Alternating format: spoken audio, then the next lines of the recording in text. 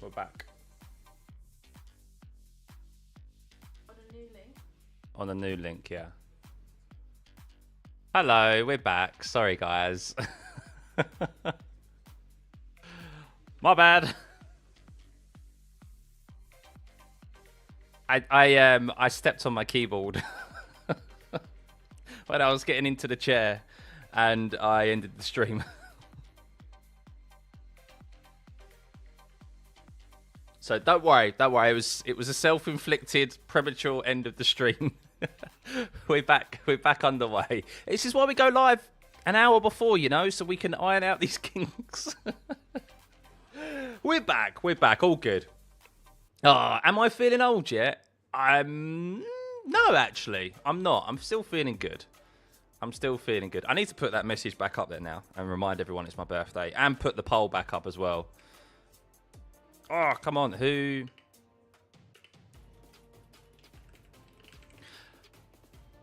Oh, this keyboard, man.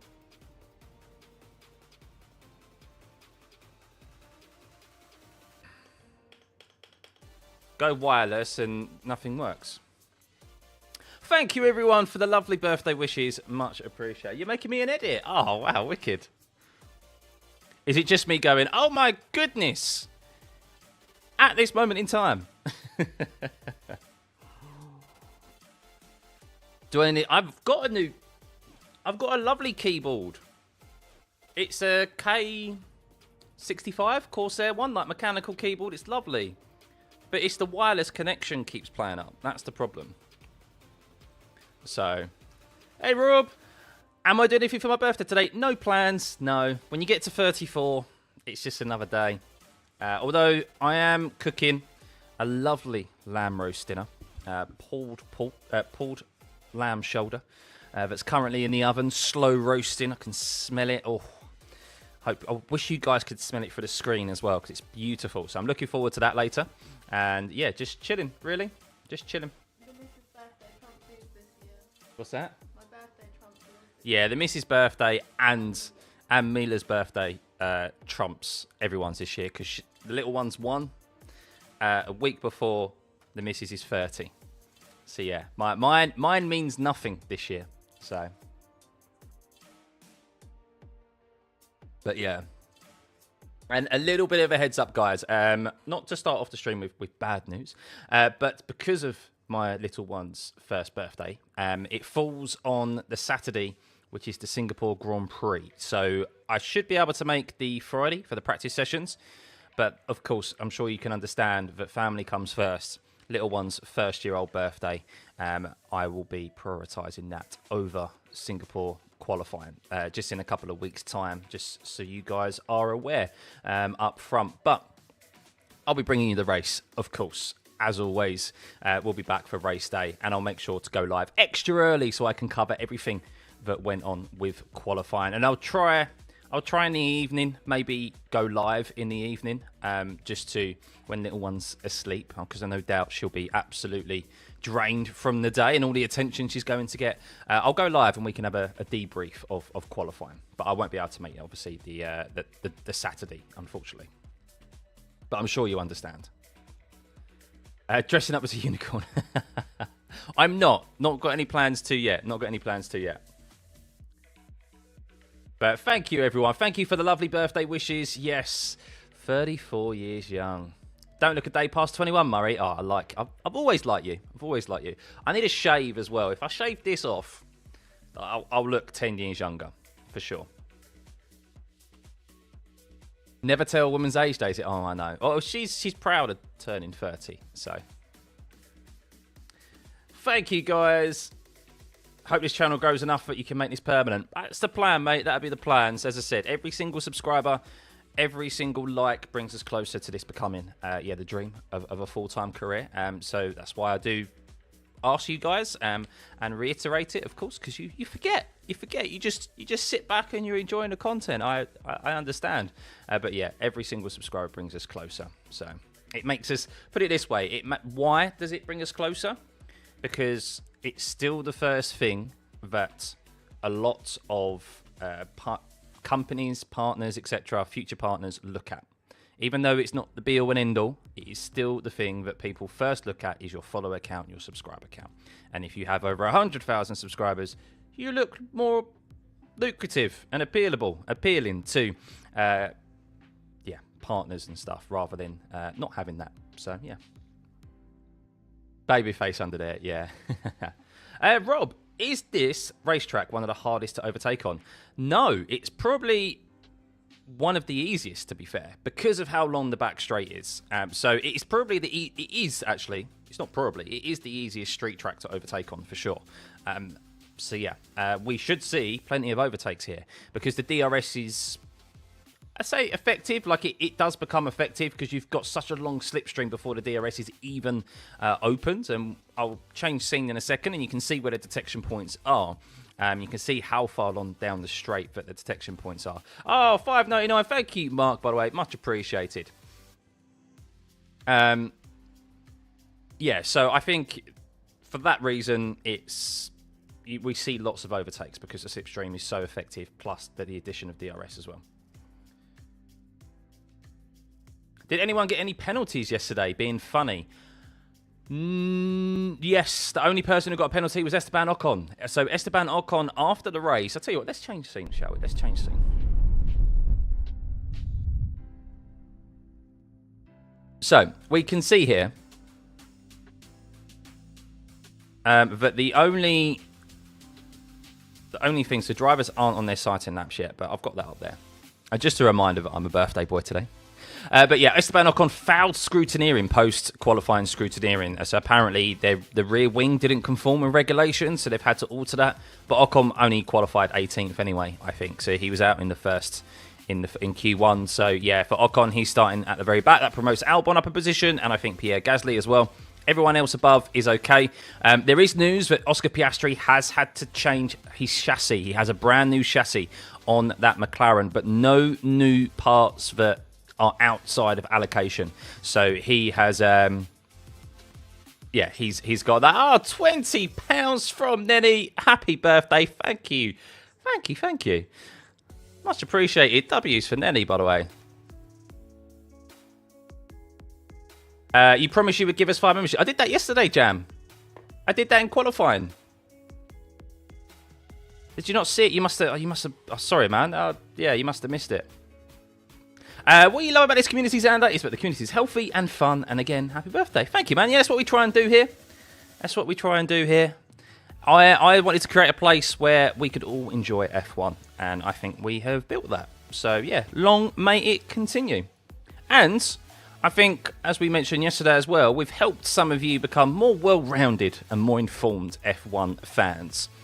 So when you look on Twitter and you look at the rage bait posts and the emotional posts on there, you know exactly that they're just wrong, and that there's a lot of the time not a lot of logic behind it. So, whoa!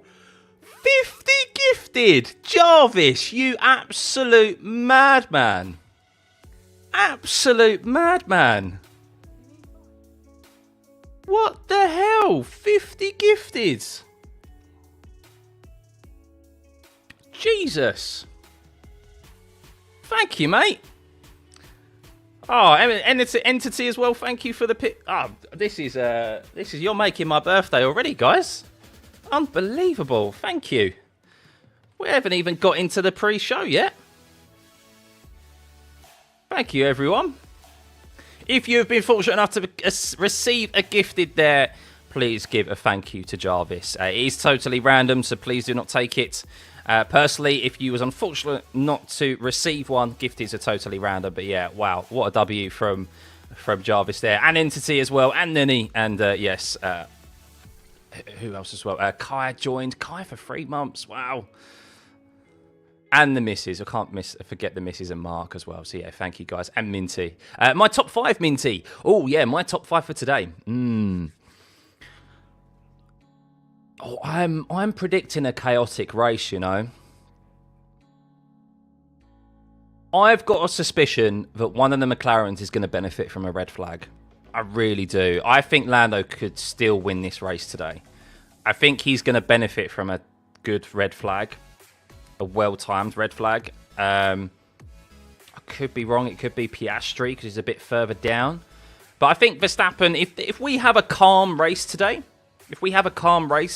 Verstappen's winning this comfortably. He's got no challenge from the cars behind, and the McLarens are too far behind to really get close to them. If there's a safety car, I think my prediction I'm sticking with yesterday, I think we're going to see 1 red flag, and I think we're going to see 2 safety cars today. That's my prediction.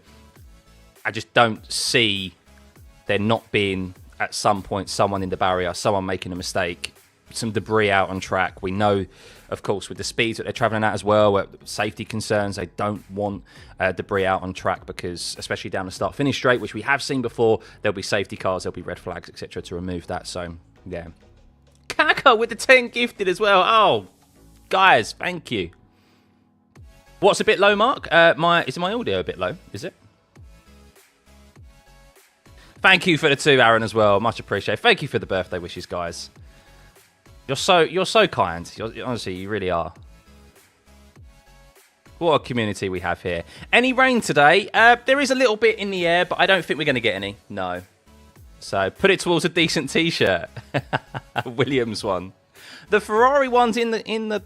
If you want me to, I'll get the Ferrari shirt out. We'll run a. Should we do that? Let's run a poll. It's clean. It's clean.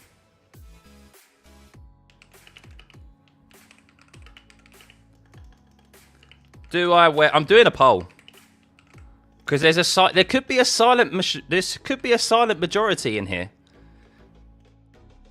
I know a number of you don't actually type in the chat, which is absolutely fine.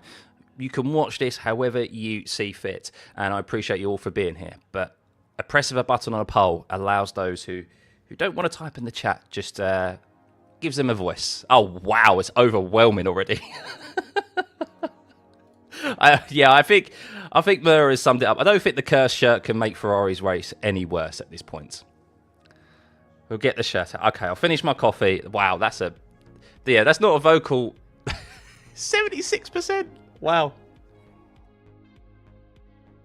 Unbelievable. Where's the session start? Let's put that back up there. Thank you for all the gifted, guys. Thank you for all the likes and the subscribers. Yeah, we're trying to hit 60,000 subs as well. A tall order to do that today, but if we could hit 58, that'd be amazing, and continues the great growth that we've had here. You wish your birthday was on race day? Maybe in the future. Hopefully Science is a good strategy. Mediums, hards, one stop, you think, Mew? Yeah, well, we'll see. We will see. We are going to have a look, as always, once the sighting laps have been conducted, the recon laps. We don't have them out there just yet, but when they do, once they finish that, we'll have a look at the strategy options for today. Of course, the tyre allocations. I haven't even looked at the tyre allocations. That'll be a first look for me. I have no idea what tyres drivers have available because we saw the medium tyre used quite a lot yesterday. How has that affected them in relation to having a brand new set for the race? Of course, we have the pit stop loss time as well that we need to look at. So, yeah, many factors that we need to take into consideration for this race. But it could be totally irrelevant because we could see so many red flags like we saw yesterday in qualifying, so many safety cars, and it throws strategy straight out the window. Gamer, first of all, happy birthday. Thank you, buddy. If a safety car comes out at the wrong time, which team do you think will throw away the win with strategy? It's difficult to say with safety car because it all depends on where they are positioned. I don't know. I really don't know who would throw it away with strategy. You're going to have to say probably Ferrari. You're in a shock for the terms of tyre allocation. Am I, Edits? Oh, okay. Is that a good shock or a bad shock? Aaron, a genuine question. Do Ferrari know what they are doing? ChatGPT can come up with better strategies. I do think that there needs to be a serious internal review at Ferrari. If I was one of the head honchos at Ferrari, I would seriously have to have a look at doing an independent internal review.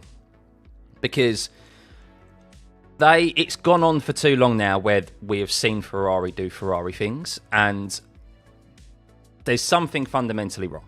Something fundamentally wrong, whether it be the communication, where it has to go all the way upstream before it comes back downstream again, which takes time. Whether it be the engineers' lack of communication, are they suitable on the pit wall? Have they come to the end of their time? The actual design element of the car as well. Like, this concept this year is fundamentally flawed after the good base that they had last year. And I mean, look, they were competitive with McLaren ending last season. There's so many things that have gone wrong this season, and of course a lot of fans, they've got a lot of new fans this year because of the appointment of Lewis Hamilton, and it's highlighted them even more so. And Charles Leclerc fans are like, this is brand new to you, welcome, we've been suffering with this for years. So yeah, I've always said Charles Leclerc overdrives the car because he tries to overcompensate for the failings of the car design itself and the pit wall. And we have seen time and time again this year, but in years gone by even, that they're just kind of in disarray. They really are. So, what happened to the original stream, Monkey? I stepped on my keyboard and ended the stream prematurely, so that was my fault. I'm going to get rid of that one actually, so that you guys don't click on that. But yeah, that's what happened there. Start a vote, Kimmy or Lawson for podium. Yeah, we'll do that. I'll get the Ferrari. The missus has brought the Ferrari shirt out. It's ready. I'm ready to put it on. Hang on. 63%. It's going on. It's going on. It is my B-day. It is my birthday today, yeah. Hey, Charlotte, you just got back from travelling in India for 3 weeks and you missed these streams. Oh, welcome back. Hope you had a lovely time travelling. Ferrari need to do some serious poaching from other teams, get that UK base set up. I think it's time that they do now. Yeah, so one of the main reasons why Ferrari have been so poor for so long is because of the fact that they do base themselves in Italy.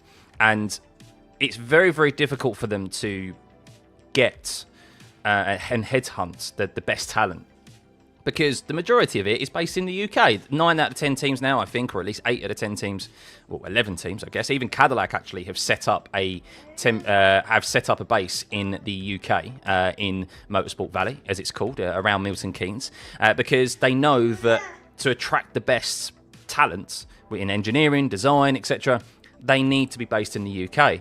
And asking people to go out to Italy is a tall order for, one, the language barrier, and of course just people not wanting to leave home. Whereas if you leave Red Bull, you can go and join Mercedes because they're only down the road, and likewise Alpine even, and Aston Martin. They can move around because they're only moving half an hour down the road. They don't even have to move house. So yeah, that's something that Ferrari, I think, need to do now, is that they need to accept that while obviously they want to keep their heritage, and they should still keep their main base of operations out of Italy, they should set up now a temporary base, and they need to set up something in the UK so that they can hire more talent from other teams. It will make it more appealable for designers and engineers, etc., to join them. And then they just tie up, obviously, remotely, especially with like the remote working now and teams, etc. So it's definitely something they need to do, and they're falling behind. And I think if they don't do that, they're going to not going to see Ferrari challenge for quite some time. Piastri's brakes failed in quali. In the review video at the moment, at the impact, the rear wheel keeps spinning after the car stops. I don't think they failed, Ripper. I think he even said himself he just over-rigged it. And the wind as well. Ted Kravitz also, I was watching his notebook after qualifying, and he said the wind caused havoc today. So it's similar conditions today as well, and it caught drivers out. They were braking at certain points, and what would be a headwind one lap would then be a tailwind into the next. And if you brake on the same point into a headwind compared to a tailwind, you're going in at extra speed, and you get caught out, you lock up, and that's what Piastri said in himself. It was just a driver error. So I'm allowed to choose a t-shirt. I'm going to be putting the Ferrari shirt on. You have spoken. We are a community here, guys. It's not a dictatorship. It's a democracy. I think basing in China, Japan, Korea might be good as well. You'll get the Asian talents and cheap raw materials. Maybe. I think the UK is the first place that they need to set themselves, though. Lewis Hamilton joining was a gift and a curse, so to speak. All the issues highlighted more. Even Charles Leclerc is more vocal this year. Exactly, Aaron. Yeah, I mean, they've arguably got the most high-profile pairing, or they have got the most high-profile pairing on the grid. And, the Ferrari name is not looking good right now. So I still think Lewis should have done enough to get through qualifying yesterday, by the way.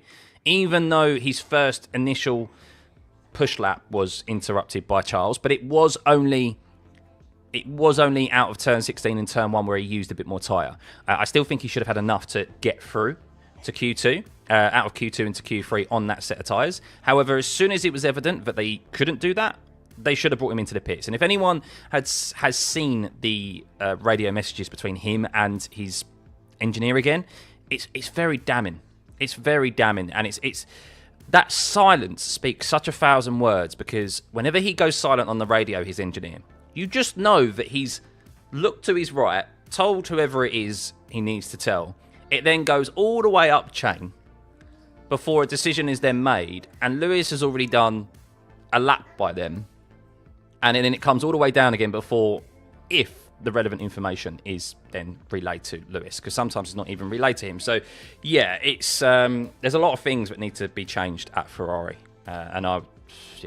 You saw a clip of Piastri walking on McLaren's Insta story, and he looked pissed, out of character for him. Yeah, because he knew it was his own mistake. A driver is more pissed off when it's their own mistake than it is another person's mistake, for sure. I know that just speaking from sim racing. I'm more annoyed when I cause the crash, or I crash out myself and make the cause the error, rather than someone crashing into me. So, what's this? What's that sound? Norris says his mic. Norris would have been massively unhappy with his lap time. Of course he would have been. He's just saving face in front of the media. So, right, guys, I'll be back in a jiffy. There's a wardrobe change that needs to happen.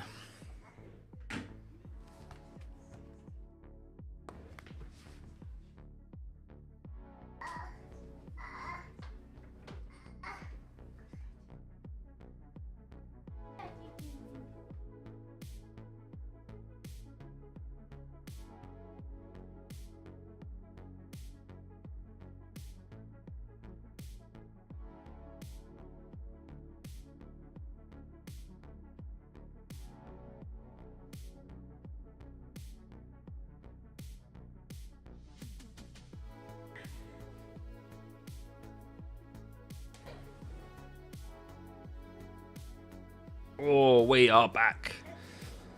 Woo!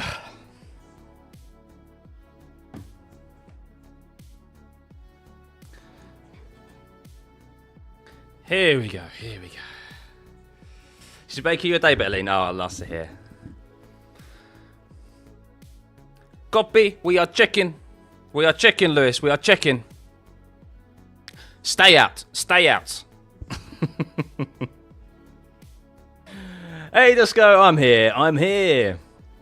Lando managed to gain 6 places in Jeddah. Can he do the same here and win? Last year, 7 wins from 2nd place. This year, 3 so far. I think a podium is... I think if you look at it, McLaren is, and we'll get onto the race pace in a second as well, McLaren is still arguably the quickest car here. Max Verstappen, though, has clean air. I think Max, if it is a clean race, I think Max comfortably wins this race. Because he's not going to have anyone to pin him back. The Williams, if he gets ahead of Verstappen, he's not going to have the car. The Williams is not the sort of car that can beat Max in that Red Bull at the moment. So Sainz could maybe get a podium, and Lawson as well, if there's some carnage. But you do suspect that the Mercedes still have enough. Even Yuki in that Red Bull looks not too shabby either, although he was a good full second off the pace of Verstappen in the end yesterday with that lap time. But yeah, I do expect Norris and Piastri to probably get on the podium. It's just them navigating those early laps where obviously there could be carnage. There's a lot more cars around them, but they should be comfortably be able to pick those drivers off ahead of them. Sainz did say earlier on in the interview before the drivers' parade, he did say that he's hoping for a top 5 today. That's what they're aiming for. They do expect that they'll be pegged back at some point. So, you thought the shirt would be red? No, this is the Miami one. I like the Miami one. So, petition to replace Stuffeyy with mini Stuffeyy. In the future, maybe she may be taking my job. Been told I got to cut the grass before the race is going to be like a pit stop. Quick, you got half an hour. Hadjar having some weird sound in his car, is he? Let me put my headphone in. I actually not listening to the audio. of the TV coverage. So hopefully there's no issues there for anyone. But drivers making their way round to their grid slots now. So we haven't got... doesn't seem like there's been any shenanigans. We'll just wait until they are filtering round. I imagine they will do now. And then we'll have a look at those pit stop strategies for today and what tyre allocations they have as well. Do Papaya rules state that Lando gets a new chassis as well? And now this is interesting here because McLaren are behind Mercedes as well, so it might be a bit difficult for McLaren. Mercedes will surely put up a fight. Yeah, I don't think Russell and Antonelli are going to give it up easy, for sure. No, not at all. They've got a podium opportunity ahead of them. Antonelli definitely will be chomping at the bit to try and get a podium. He definitely needs it. He actually... So yesterday, he actually had that moment out of the last corner again. I say the last corner, turn 16, where he got a tailwind and it pushed him a bit far out wide. So he lost quite a significant amount of time out of turn 16 all the way to the finish line. And he could have, if he got a good, obviously it's all coulda, shoulda, woulda, but he could have got second and could have been lining up on the front row yesterday, or for today, if it wasn't for that. He was actually quite shocked. He said on the radio afterwards, that damn wind again. And, well, he ended up being very shocked when he was told he was fourth. So, Baku always delivers chaos, but do you think this year it will be the tyre strategy that decides the race, or are we destined for a crash fest? I don't think we're necessarily destined for a crash fest, but I think we'll see a couple of safety cars. And I do think we'll see a red flag. Now, will that be because of an actual crash, or will it be due to contact? I think we're going to see car contact, because we saw even last year that these cars are so big, and with these right angle corners, some drivers stick their cars into positions where... not necessarily where they don't belong, but especially with the lack of visibility as well. Drivers turn in when there's a car alongside them, and we see contact, and it could cause some early retirement. So I think that's what's going to happen. But anyway, that is it for the sighting laps, recon laps. Seems like there's no issues to comprehend, thankfully, for any of the drivers here. So let's have a look, shall we, at the strategy options for today. Let's just get it set up.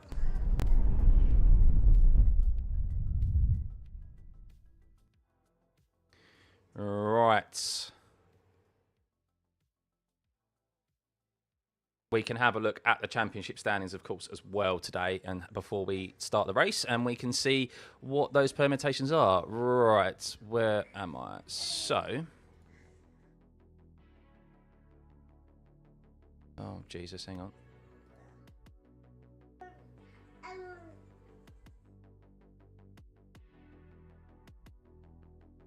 There we are, there we are, there we are. Right.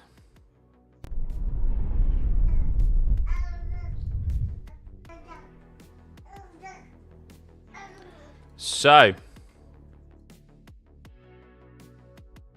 here we are, strategy options for today. It's going to be a boring one-stopper. So that's why we want some safety cars here, guys. That's why we want some red flags to spice things up a bit. Because, as is so often the case here at Baku, the reason why we've gone even a step softer this year is because to try and increase more strategy options. But even with that, it does seem like that it's going to be a one-stopper. And the reason for that is because, well, yeah, there's not a lot of abrasion on the circuit. It is more so about managing those rears. But never say never with it being more than maybe a two. It could be a two-stopper with the introduction of safety cars and so forth, because fresh tyres do still play a factor here. Thank you for the birthday wishes, guys. Thank you. Already took a nap and it still hasn't started. No, not yet, Lugo. Not yet. What's my prediction of who's going to win? As I said before, I think Verstappen will win this. The only way he's not going to win it, I think, is if there is safety cars and carnage. Really. Which is what we're really hoping for, because otherwise it's going to be like this, which is a boring one-stopper. So, the degradation, the reason why it's a one-stopper is because of this. You can see the soft tyre only degrades 0.07 seconds a lap, the medium 0.05, and the hard 0.03. So, not a lot of difference, really, in the actual degradation, although the C6 won't be a tyre that I imagine will be used. We may see some drivers start on the C6. We may see them. Don't rule it out. Try and gain that extra grip at the start. Never really works, though. And then maybe they'll go very long on the hard compound tyre. I presume what we will see, though, is drivers who are I think we're going to see a lot of drivers banking on a safety car. They're going to go very long on the first stint, and they're going to hope for a safety car so that they get that cheap pit stop. And we'll have a look at the pit stop loss time very shortly, because that's going to be very influential today in relation to looking at the gaps of when drivers will be looking to pit. So, tyre allocations. So, this is my first time looking at this. And Piastri has 2 brand new sets of hards. So, everyone has 2 brand new sets of hards. Oh my goodness. Apart from Hadjar, Lawson. Oh, Hadjar and Lawson don't even have a brand new set of hard. Oh my god, Hadjar and Lawson don't even have a brand new set of any tyres. Oh, that's not looking good for Lawson, is it? Verstappen's got 2 brand new sets of hards. He's got no brand new sets of mediums. Norris and Piastri have 1. Okay, so that's interesting. Piastri and Norris have a brand new set of mediums available to them. Leclerc has no brand new mediums. Neither does Verstappen. Hamilton has 2 brand new sets of hards and mediums. And he has a brand new set of softs as well. So that even baffles me even more that Hamilton had a brand new set of softs available to use yesterday to get himself into Q3 and they refused to use them. That makes that even worse. And even if he wanted the mediums, he had 2 brand new sets of mediums to use. So he still would have had at least 1 brand new set of mediums to use when it came to the race today, if he wanted to use that. So baffling from Ferrari yesterday, absolutely baffling. No brand new mediums for Verstappen, Tsunoda, Russell, Antonelli, Stroll, and Alonso. We have Ocon, Behrman, Colapinto, Gasly. They're all starting towards the bottom, so they have a brand new set of mediums available to them as well. Everyone kind of has, a lot of people have 1 brand new sets of hards softs available. So it's going to be interesting to see how Verstappen fares with the mediums, used mediums as well. Will that peg him back? Carlos Sainz has 2 brand new sets of hards and 2 sets of used mediums and 1 brand new set of softs as well. So, yeah, I mean, I suspect everyone's going to start on the medium, to be honest with you. I don't suspect anyone. Some may start on the hard, try and go very long in this race and bank for that safety car. But I think the medium is definitely what the majority of the top 10 are going to start on, so... Lewis Hamilton said he asked and nothing. I know, Aaron, I know. I bet no crashes except for Verstappen, Sainz, Lawson, Yuki, Albon. Just half the field there, yeah? Wouldn't surprise me if Verstappen dominated this race. It wouldn't surprise me either, Alan.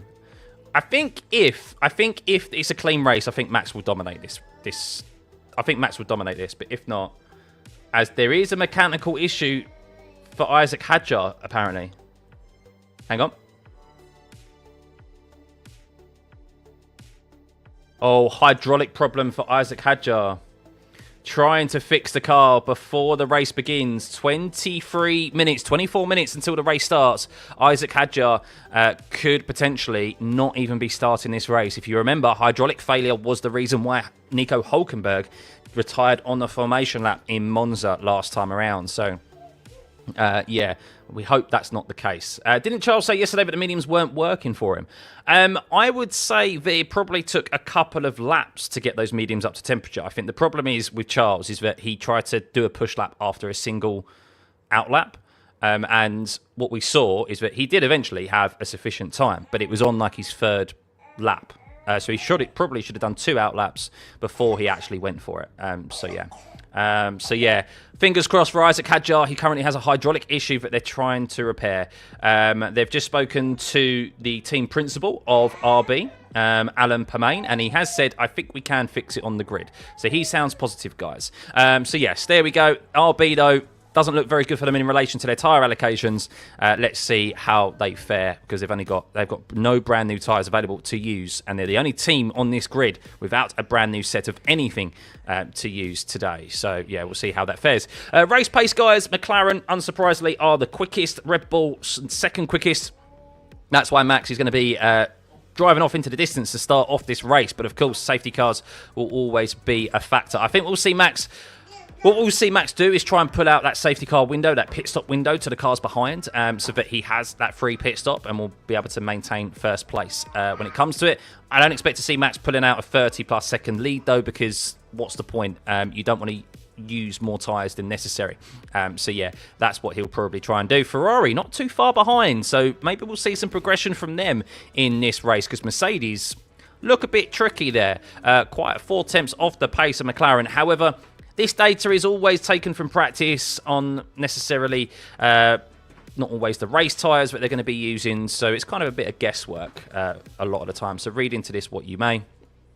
And then this is the all-important one here, guys. Pit stop lost time. So it's not the longest pit stop here. 19.5 seconds under green flag, but we only see one pit stop, really, normally, with the strategy.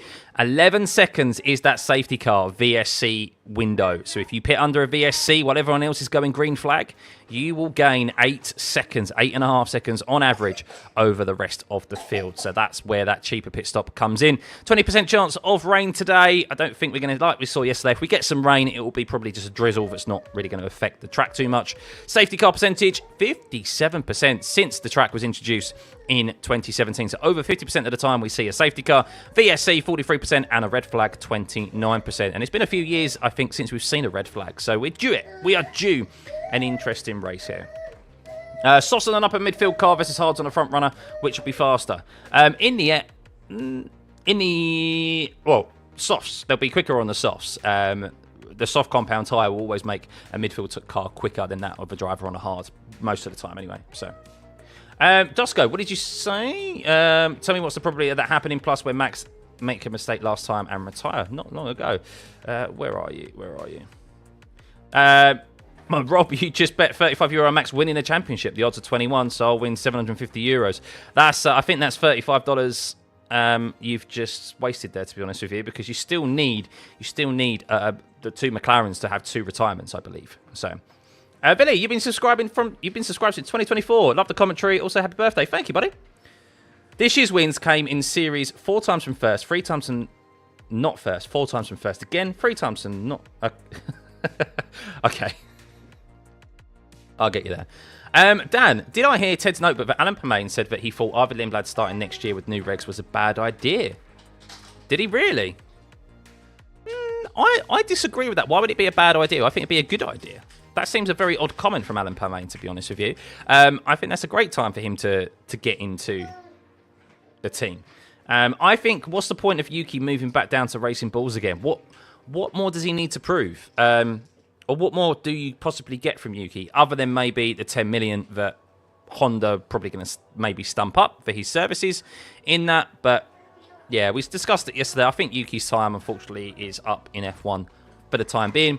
He'll either go, I think he'll go to Honda, that Honda connection at Aston Martin. I think he'll be that reserve driver, especially with Felipe Drogovic moving to FE. So that kind of frees up that reserve driver position for Yuki to take full time. And then Fernando Alonso did recently just come out and say that if the car is good in 2026, that'll be his last year in F1. If the car isn't good, he's probably going to hang on for another year to redeem himself. So that's what he said. So we'll see. Have a good day and have a drink. Thank you, Scott. Much appreciated, man. Do I think teammates in Baku will play nice to protect the team, or are we about to see another friendly fire cost McLaren crash? I think everyone's kind of out for it themselves, to be honest with you, at the moment. I think they've all got their personal gains that they want, so. Sainz really needs a top 5 finish. Hopefully he chooses his battles smartly. I think he will. I think when he first joined Williams, of course, there's a couple of times where he got in, I think Bahrain in particular, he was fighting the top boys and forgot that he was not in a Ferrari anymore. So yeah, those expectations are different now. And he seems to have that wise head on his shoulders. As I said, listen to him in the interview at the Drivers' Parade. He did say, look, a podium will be brilliant today, but realistically, we're fighting for a top 5. That's what we want. I think that's what we can achieve. So he goes, if we can get a podium and it falls into our hands, we'll take it. But the top 5 is our aim. So yeah, I think that's what. So smart decision from him. Smart approach.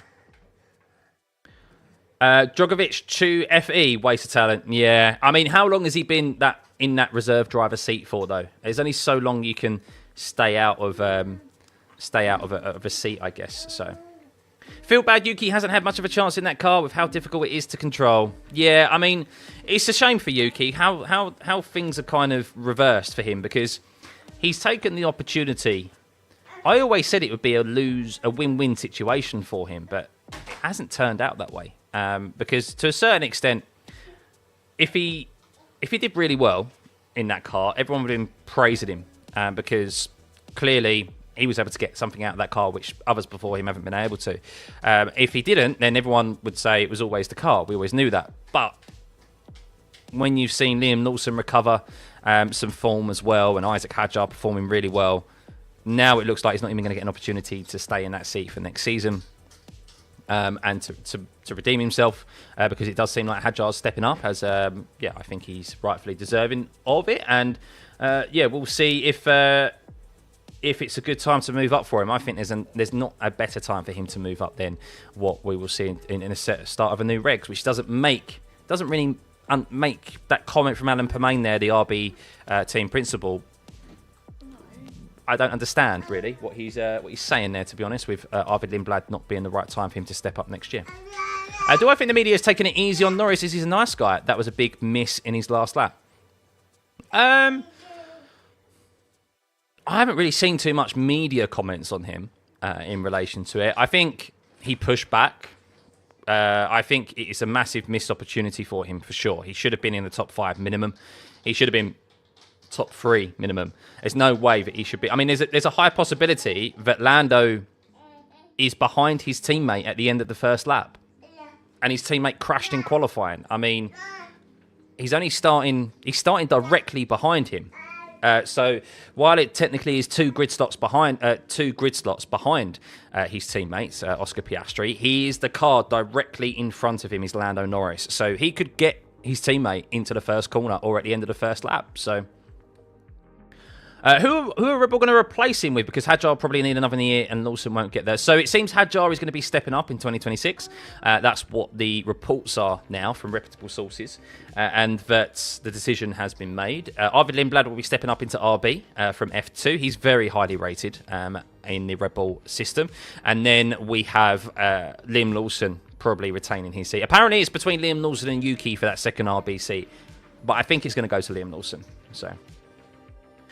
to be fair, they have been positive about Yuki and his feedback on the car, so that will help him going forward. Aston Martin makes sense as Nui knows him as well. Yeah, that's true. Fratazerd, happy birthday. Much appreciated. I know another year has passed. 9 months now.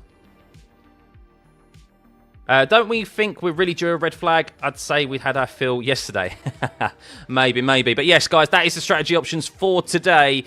Boring one-stopper, so that we do want some safety cars to spice things up a bit, really. The tyre deg is very minimal here, as you can see. It's more so about the temperature of the rear tyres, having to look after those. The degradation's not high, but the actual temperatures can spike a bit. We can see drivers fall off when it comes to following in the dirty air, of course, as we have seen this year. Tyre allocations are interesting because Verstappen has no brand new mediums available to him, and the Lewis Hamilton has 2 brand new mediums available to him, and McLaren have have brand new sets on both the hards and the mediums. So we'll see how that advantage maybe plays in their hands. And then the pit lane stop loss time, 11 seconds to under safety car, and then green flag is just under 20 seconds. So that's the gap. That's the gap that that safety car window is what Max is going to be looking for. He's going to be looking for over 20 seconds to ensure he's got a free pit stop at the start of this race, so that he's got anything covered there. So that is it, guys. Let's get back to the data, shall we?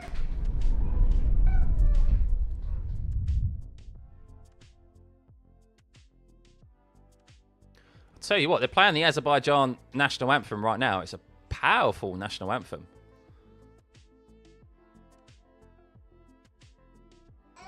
Right. Let's just bring that back down.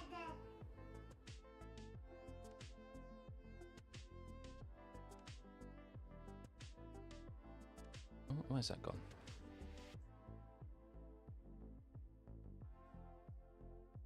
There we go. Isaac Hadjar. Got confirmation that Isaac Hadjar's car is ready to go. So good news there, guys, for Isaac Hadjar's fans.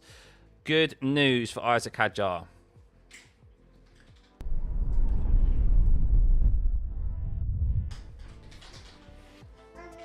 Oh, I've got everything a bit out of line there. That's not good, is it?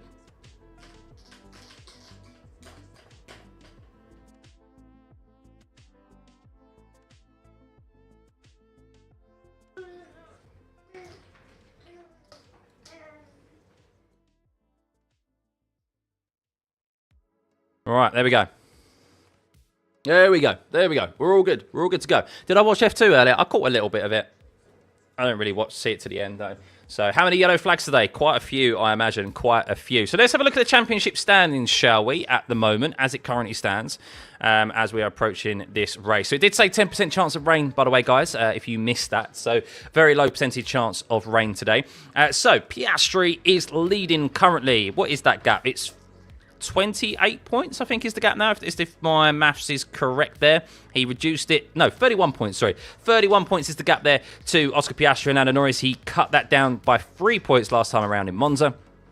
So that is the gap at the lead. Verstappen on 230 points. He's still, well, he's 96 points behind, or 94. Yeah, 96 points behind Oscar Piastri at the moment, I think that is, or 90... I think my maths is correct there. Still quite a large margin behind as it currently stands. Today, McLaren can win the Constructors' Championship. They can wrap it up. They just need to outscore Ferrari by 9 points. If they do that today, they will win the Constructors' Championship. So, yeah, I mean, it's now done anyway, isn't it, to be perfectly honest with you? So that's what we're going for there. Ferrari in second place. It's more so interesting behind McLaren.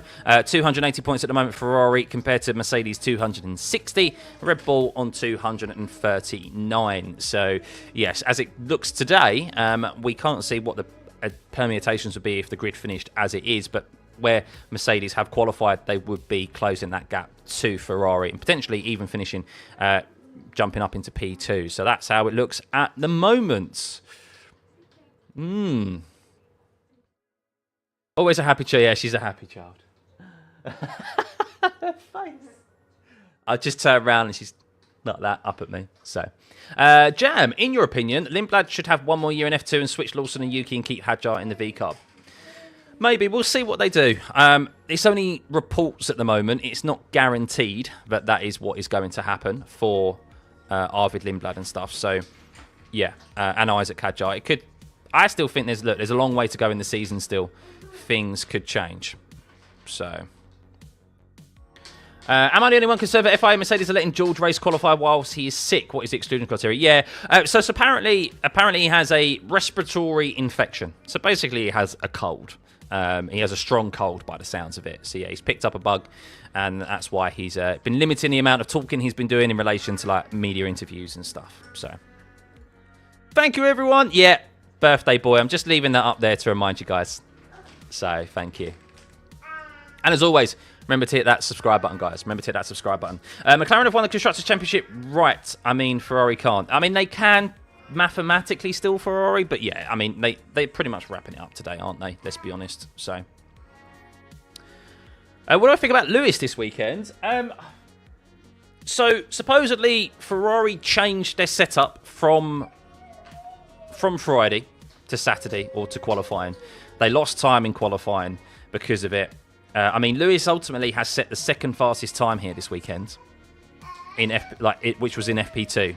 Only Max has set a quicker time, which was yesterday in pole in Q3. So, I mean, there is pace there. There is pace, but Ferrari have dabbled with the setup again. Probably maybe with Lewis's input as well. I'm not absolving Lewis of blame there. But clearly they've changed a car which was quick. Now it's not so quick. And they struggled yesterday and lost that pace. So I think there's still a result on here for Ferrari. Look, we could see red flags. We could see them go long and benefit from a red flag from the carnage. There's still plenty of opportunities, and I think they will make some ground up here, Ferrari. But yeah, it could have been so much better for them yesterday.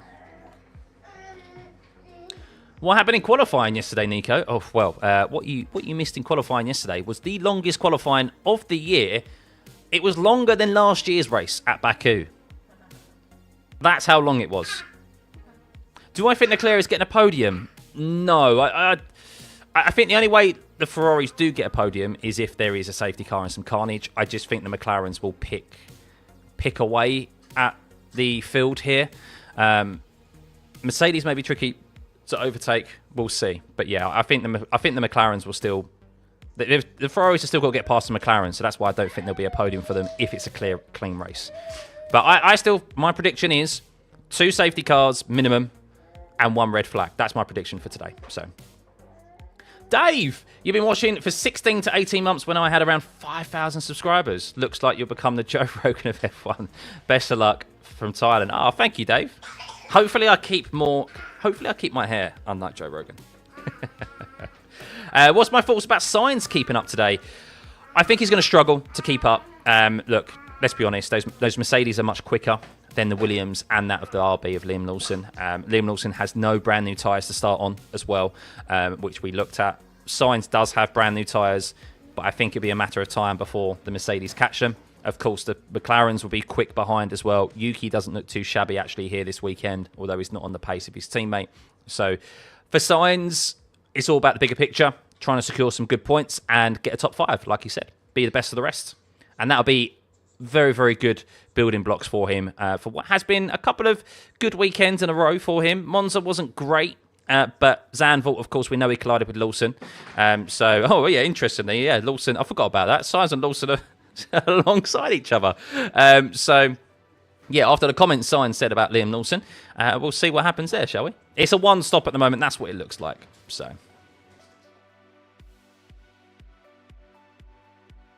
not long to go, guys. Just 5 minutes. Why do drivers go for another run in Q2 or Q3 when they're already guaranteed a spot in the next session?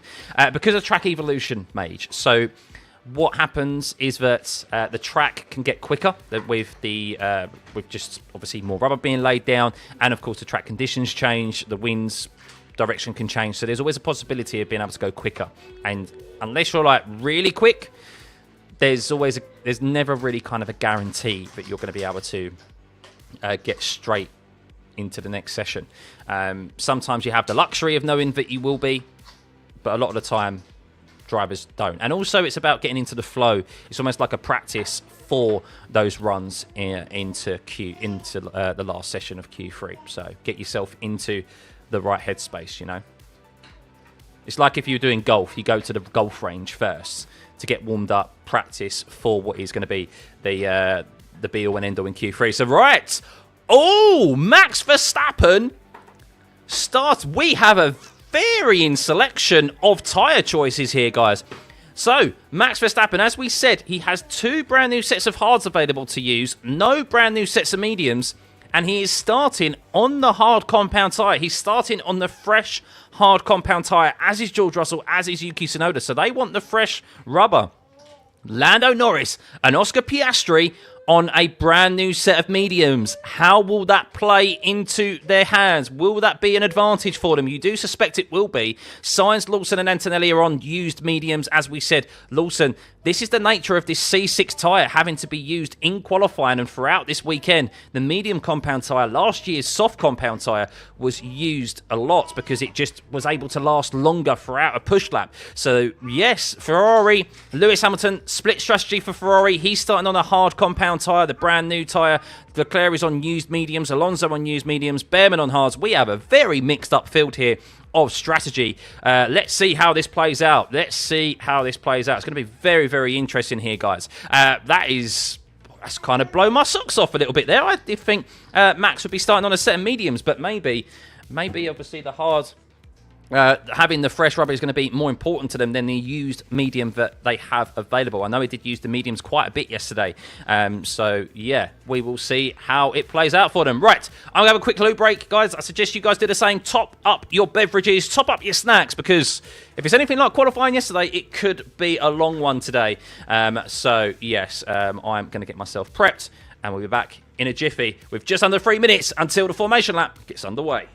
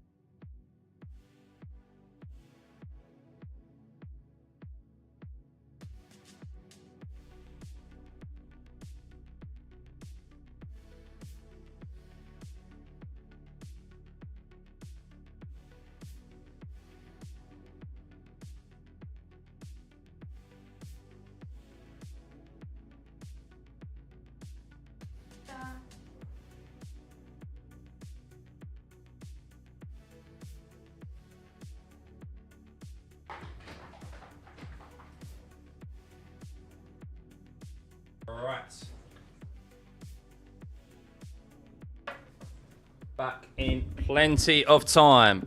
Back in plenty of time.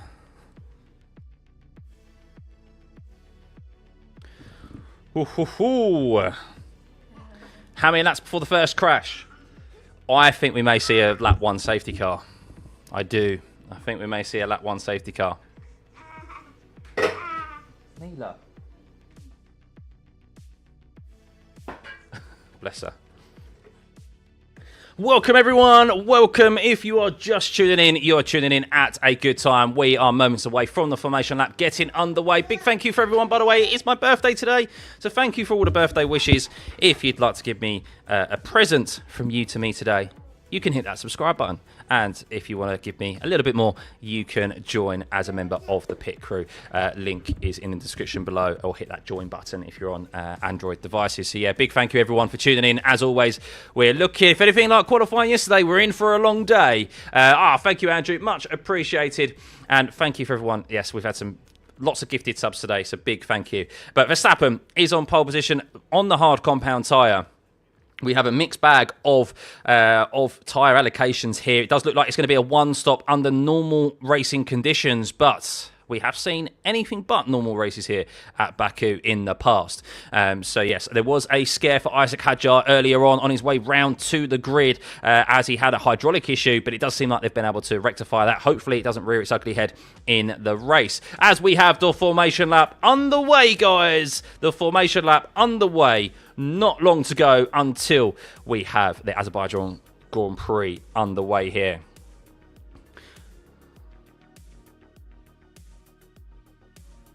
There's that one there. But big thank you, everyone. Big thank you. Right, so let's have a run through of your starting grid today. We have Max Verstappen on pole position yesterday, securing it in impressive fashion. He's starting it on a brand new set of hard compound tyres. No brand new mediums available for him today.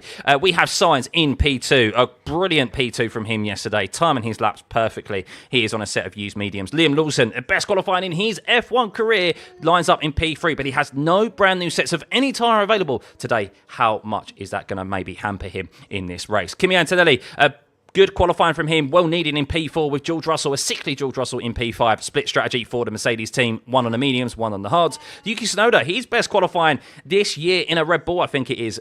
He's starting on the hard compound tyre as well. Lando Norris, we know, not able to capitalise on his teammate's big mistake yesterday in Q3. He starts P7 on a brand new set of mediums. Isaac Hadjar in P8, hoping that hydraulic issue doesn't rear its ugly head, as we just mentioned. Oscar Piastri has a brand new chassis, no brand new engine components outside allocation, so he starts P9 and is on a brand new set of medium compound tyres. Charles Leclerc is in P10 after crashing in Q3 as well. Only the front side of the car was damaged there. Fernando Alonso is in P11. Lewis Hamilton is starting on a set of brand new hard compound tyres in P12. Gabriel Bortoleto is in P13 on the hards as well. Stroll is in 14th on the mediums. Behrman on the hards in 15th. Colapinto on the mediums in 16th. Hulkenberg is 17th, Gasly is 18th, both on the hards, and Albon is 19th on the mediums. And Ocon, who got disqualified from qualifying yesterday for failing post-race scrutineering for a rear wing that wasn't conforming with regulations, he starts in P20 on the hard compound tyres. So a very mixed bag of strategy here, guys. So how is this going to play out? How are those on the brand new tyres going to fare? How are the hard compound tyres going to fare at the start of this race? What is the warm-up like on them? Could Verstappen maybe find himself susceptible to being swamped by those behind on the medium compound tyres? But of course, it would be only a matter of time until they do eventually come up to temperature. The Red Bull has actually one of the best tyre warm-ups on the grid, so we'll see how that fares for him. And of course, Yuki there as well, and George Russell on the hards. I'm intrigued to see how the McLarens start this race as well on brand new mediums. They'll be looking to get a quick getaway. Oscar Piastri, while he's 2 places behind his teammate in 9th and Norris is in 7th, he is actually the car directly behind Norris on the starting grid. So we'll see how that fares. He'll be staring at the rear wing of his championship rival, but he wouldn't be too sad, as the images showed when he saw his teammate cross the line in P7 yesterday. So drivers back in, on the grid now. Max Verstappen having to wait a long time at the start here. All the while, his tyres will be getting a bit cold. Big thank you to everyone for tuning in, by the way. Over 7,500 of you. Hit that like button and get this stream to 1,000 likes before the end of the first lap. Here we go, ladies and gentlemen. Here we go. Ocon bringing up the rear here as they line up. And we are all ready and set to go here at the Azerbaijan Grand Prix. It's lights out, away we go on this short run down to turn 1 at Baku. And Oscar Piastri has had a slow start there. He's bogged down, I think, unless that's an issue with the track map. But I think Oscar Piastri has had a slow start at this race. We will get an update for you very shortly. Yes, Oscar Piastri falls to the back of the field. An anti-stall for Oscar Piastri. And, well, his day has gone from bad to worse, and it's got extremely hard for him here. He'll be gaining 0 points as it currently stands, as Charles Leclerc moves up into P9. And Verstappen leads for the time being into turn 3. Alonso regains that start. The position up into P10 from Hamilton as Yuki Tsunoda moves behind there, or back in front of George Russell. George Russell moves back up as Oscar Piastri is now back up ahead of Gasly and Albon. But a very poor start there for Oscar Piastri as he instantly fell to the back of the field. I'm watching the start and he's very lucky he didn't get hit by anyone behind. It was a very poor start into yellow flags. Oscar's off. Oscar Piastri is off at turn 6 already. It's a double yellow, and Oscar Piastri may have retired from this race, not even completed a lap here. Is this a driver error? Is this a safety car? Or is this just a mechanical issue for Oscar Piastri? He had engine issues yesterday in practice, and it could be our championship leader is out of this race as Max Verstappen leads, and it's a safety car brought out by Oscar Piastri, none other than our championship leader. And how has this occurred? What has happened to Oscar Piastri? And I think this could be, he's in the wall again. Oscar Piastri is in the wall. He's done it again, but into turn 6. What a terrible weekend this is for Oscar Piastri. And, well, Lando now has the opportunity to capitalise here, but he's already a position down to Isaac Hadjar. But Oscar Piastri, he had anti-stall at the start of this race, but dropped him from P9 all the way down to the back of the field. And now he's just made his second driver error of this weekend and has gone straight into the barriers and is out of the Azerbaijan Grand Prix. He is fuming, head down, dejected, watching the replay now. What happened to him? So he's at the back of the field here. He is driving into turn 5 now and into turn 6, the fast left and right hand. Oh, he just locks up.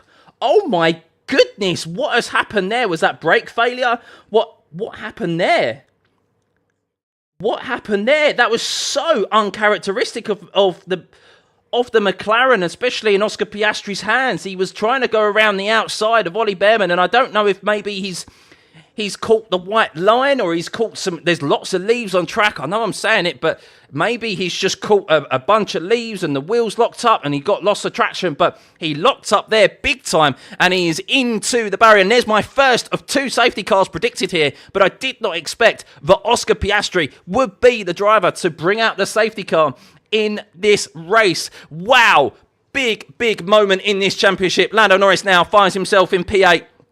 He would still only be gaining 4 points on his championship rival, though. So, for Oscar Piastri, it is all about just sitting back now, putting your feet up and waiting to see what happens to Lando Norris. This could still be not that bad of a weekend for Oscar Piastri in the grand scheme of things. He could still have over a race win ahead of his teammate, which he gained, of course, from that retirement, that engine failure back in Zandvoort a few race weekends ago. But Alex Albon and Esteban Ocon have pitted off of a set of tyres today.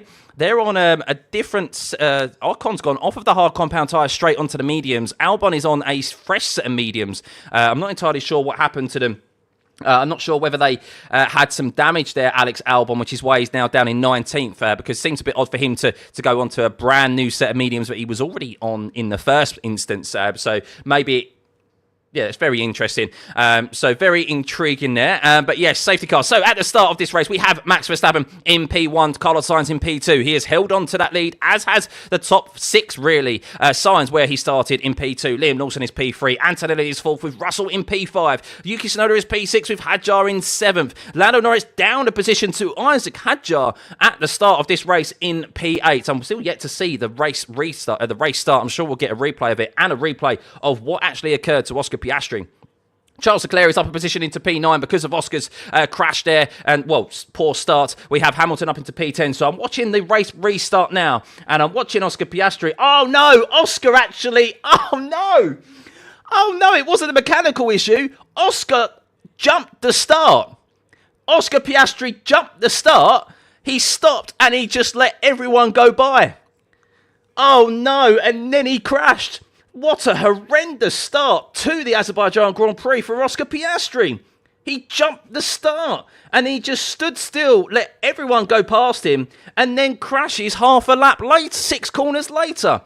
Unbelievable. Is it a penalty point? Probably not, because he let everyone through, he probably wouldn't have got a penalty for it. I'm not sure, but I'm still yet to see exactly what happened, but the faultless Oscar Piastri, the consistent Oscar Piastri we have seen all season, was not present here this weekend, particularly yesterday and today. Well, it is this weekend, as Oscar, he got anti-stall. Oh, so he jumped the start, then got anti-stall. We're looking at his helmet cam.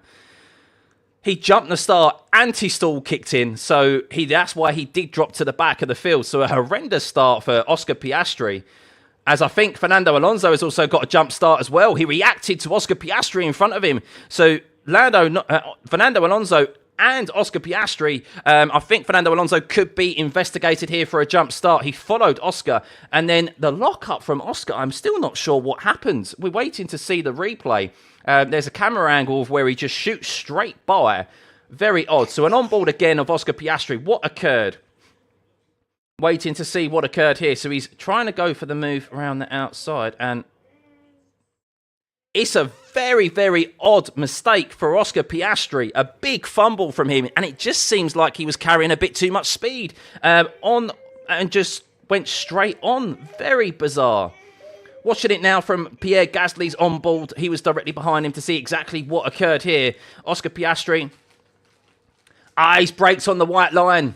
He's brakes, so he moves over to the right-hand side, and he moves... Oh, no, Esteban Ocon got front wing damage. He hit the barrier as well through turn 6, out of the exit of turn 6. I think that was... so, yeah, Oscar Piastri, though, we'll get back to him in a second. Oh, no, Esteban Ocon, he got tagged by Nico Hulkenberg there. So, bit of damage there as Nico Hulkenberg was rejoining the track after trying to make an overtake. I'm surprised Nico Hulkenberg hasn't pitted yet, because he does have front wing damage. But Oscar Piastri, the reason what happened with Oscar, he moved over to the right-hand side into the entry of turn 5, and he has braked. His front left is right on a road marking white line, and we know that those are just typical paint. They're just typical road paints. It's not like this extra grippy paint that is designed for F1 for the white lines that donates the outline of the racing surface. So that's why he locked up. It's driver error, but an unfortunate one, and one that we have seen a few times this year at street circuits, where those white lines have been very, very detrimental to these drivers. So yeah, big mistake for Oscar Piastri, not just at the start, which he's now been investigated for moving before the signal, as is Fernando Alonso as well. So yes, Oscar Piastri, I mean, because he technically doesn't get to serve it, will he... I don't know. Would that be carried over? Will that be carried over into the next race weekend? I don't know. We will see. But Fernando Alonso followed Oscar Piastri ahead of him. He reacted to Oscar. He has also been investigated. It's a slam dunk false start, to be honest with you. And they will be getting penalties for sure. Right.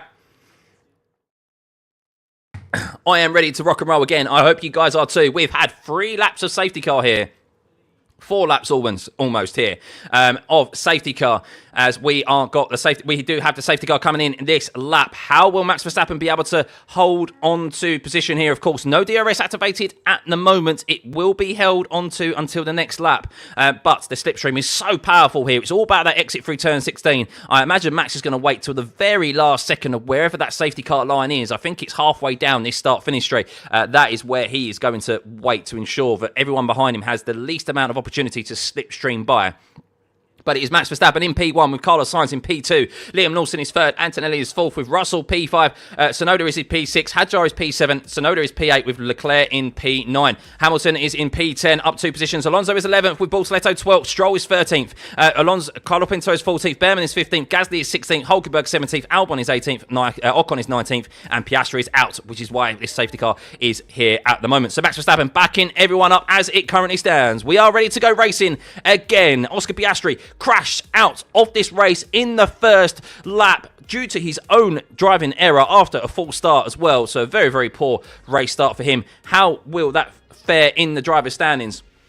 Thank you for all the birthday messages, by the way. Much, much appreciated. Thank you there, Navan. Max Verstappen waiting till the last second here to go. He's waiting for that safety car line. They cannot go racing yet until Max Verstappen decides to hit the floor. When is he going to go? Is it going to be now? He's waiting to the very last second. This is how you do a safety car restart here. Of course, Max has been at the front for so long and controlling these races. No DRS will be activated yet. That'll be the next time around. Look how close they are. And there he goes. Max Verstappen puts his foot down to the floor, and he's trying to minimise the amount of track they have to slipstream past. Has everyone got a decent start behind him though? That is the question, as it does seem that Lando Norris has had a bit of a slow getaway there, and he's under attack from Charles Leclerc behind, and he's lost a position to Charles Leclerc into turn 1, and Lando Norris is now down into P9. George Russell has been overtaken by Yuki Tsunoda. It looked like he went for a move at his own teammate, but is now actually behind his teammate and Yuki there, as Max Verstappen, as there is a 5-second time penalty for Oscar Piastri, but he won't be able to serve that as he's out of this race. So I'm not entirely sure how that matters right now. I imagine that will be Fernando Alonso receiving the same penalty very shortly too, as Behrman has lost 2 positions there and is down behind Nico Hulkenberg. As Hulkenberg has now got past Pierre Gasly as well. Hulkenberg making very quick moves here with a damaged front wing. So that stake F1 has shed a bit of weight and is now there. Now moving up a couple of positions. 5-second time penalty for Fernando Alonso at the moment as well. So he will serve that penalty at the one and only pit stop whenever that will be. But it is Verstappen leading from Carlos Sainz with Liam Lawson in P3. Antonelli is 4th. Tsunoda up into P5. He has not seen himself in P5 since he was back in the RB car back at the start of this year. So very, very good going for Yuki Tsunoda at the moment. Let's see if he can make those brand new hard compound tyres work. And could we see a double podium for Red Bull this weekend? Unbelievable scenes if that is the case, as there are talks this weekend of Isaac Hadjar taking that Red Bull seat away from Yuki Tsunoda next season, as they are the only seats yet to be announced for next year. Well, and the Mercedes as well in Antonelli and George Russell. But we are keeping an eye out on the drivers as Isaac Hadjar is falling back here. Isaac Hadjar has just had a moment through turn 16 and he has just been overtaken by Charles Leclerc. He is now up into P7. He could be susceptible here to Lewis Hamilton and Lando Norris there, as we're looking at their icons. As Fernando Alonso, I thought he was coming into the pits there. I think he's had a bit of a moment as well out of the last corner, as Lando Norris is looking to overtake Isaac Hadjar. It's very close as they head down into turn 1. Has Norris been able to get ahead of Isaac Hadjar? He is at the moment, and he is. And he's back past Isaac Hadjar, down only 1 position from where he started. But it would only be 4 championship points between him gaining on his teammate at the moment, who is out of this race. Lando, a long way to go in this race. He has an opportunity to really close down the gap on his teammate and get that gap to below 25 points, that all-important race win, which it currently sits at the moment, as Lewis Hamilton then dispatches Isaac Hadjar as well into turn 3 there. So Isaac Hadjar, he made a mistake out of turn 16, and that is how detrimental it can be. As, oh no, Hadjar gets back past Hamilton down into turn 5. Hadjar thinking, no, I idolise you, but I want that position back. As he is now back up into P9 there, taking that position back from Lewis Hamilton. But Verstappen putting out a gap now to Carlos Sainz as it currently happens, as no further investigation for causing a collision. Oh, I'm surprised. Oh, I'm a bit surprised about that, to be honest with you, that Nico Hulkenberg has got away without I'm really surprised Nico Hulkenberg's got away without a penalty there, to be honest with you. I think that was a bit of a poor rejoin. But there we go. There we go. As it currently stands. Thank you for all the birthday messages, by the way, guys. Over 10,000 viewers at this early stage of the race is tremendous. Keep hitting that like and subscribe button, trying to hit 60,000 subscribers. If you've just tuned in and you are wondering why is Oscar Piastri out of this race, well, he had a false start, which was terrible for him. He dropped to the back of the field, and then what happened is that he crashed under his own accord, hit the white line of one of the road markings, locked up, and went straight into turn 5. And Oscar Piastri is out of this race as Yuki Tsunoda is looking in his rearview mirrors as George Russell, the sickly George Russell, is looking to overtake the Japanese driver who's currently in P5 and hasn't seen himself in this position since the start of this year, since he was in the RB team. And, well, he holds George Russell off for now, but there is a second DRS zone down into turn 3. Those pink dots that you see on your screen are the detection points of the DRS as notified there. So that is what those pink dots are. That's where you need to be within 1 second. As Kimi Antonelli got his elbows out with George Russell earlier, as George Russell was not happy on the radio. That's the first time we've seen the Mercedes teammates go side by side out on track, and Kimi Antonelli said, I am not having any of it, and held on to that position of George Russell as he now finds himself behind Yuki Tsunoda. That allowed Yuki to go through, but Max leads by 1.3 seconds. Interestingly, he's not gaining a lot of time with no DRS either. Carlos Sainz is staying with Max Verstappen on this hard medium compound tyre. Max on the hard at the moment. 1.3 seconds behind, as is Liam Lawson. But Lawson is now starting to come under attack by Kimi Antonelli. Those two in Sainz and Lawson do not have the DRS activated, as it was a purple lap for Kimi Antonelli last time around. A good performance is needed for him here this weekend.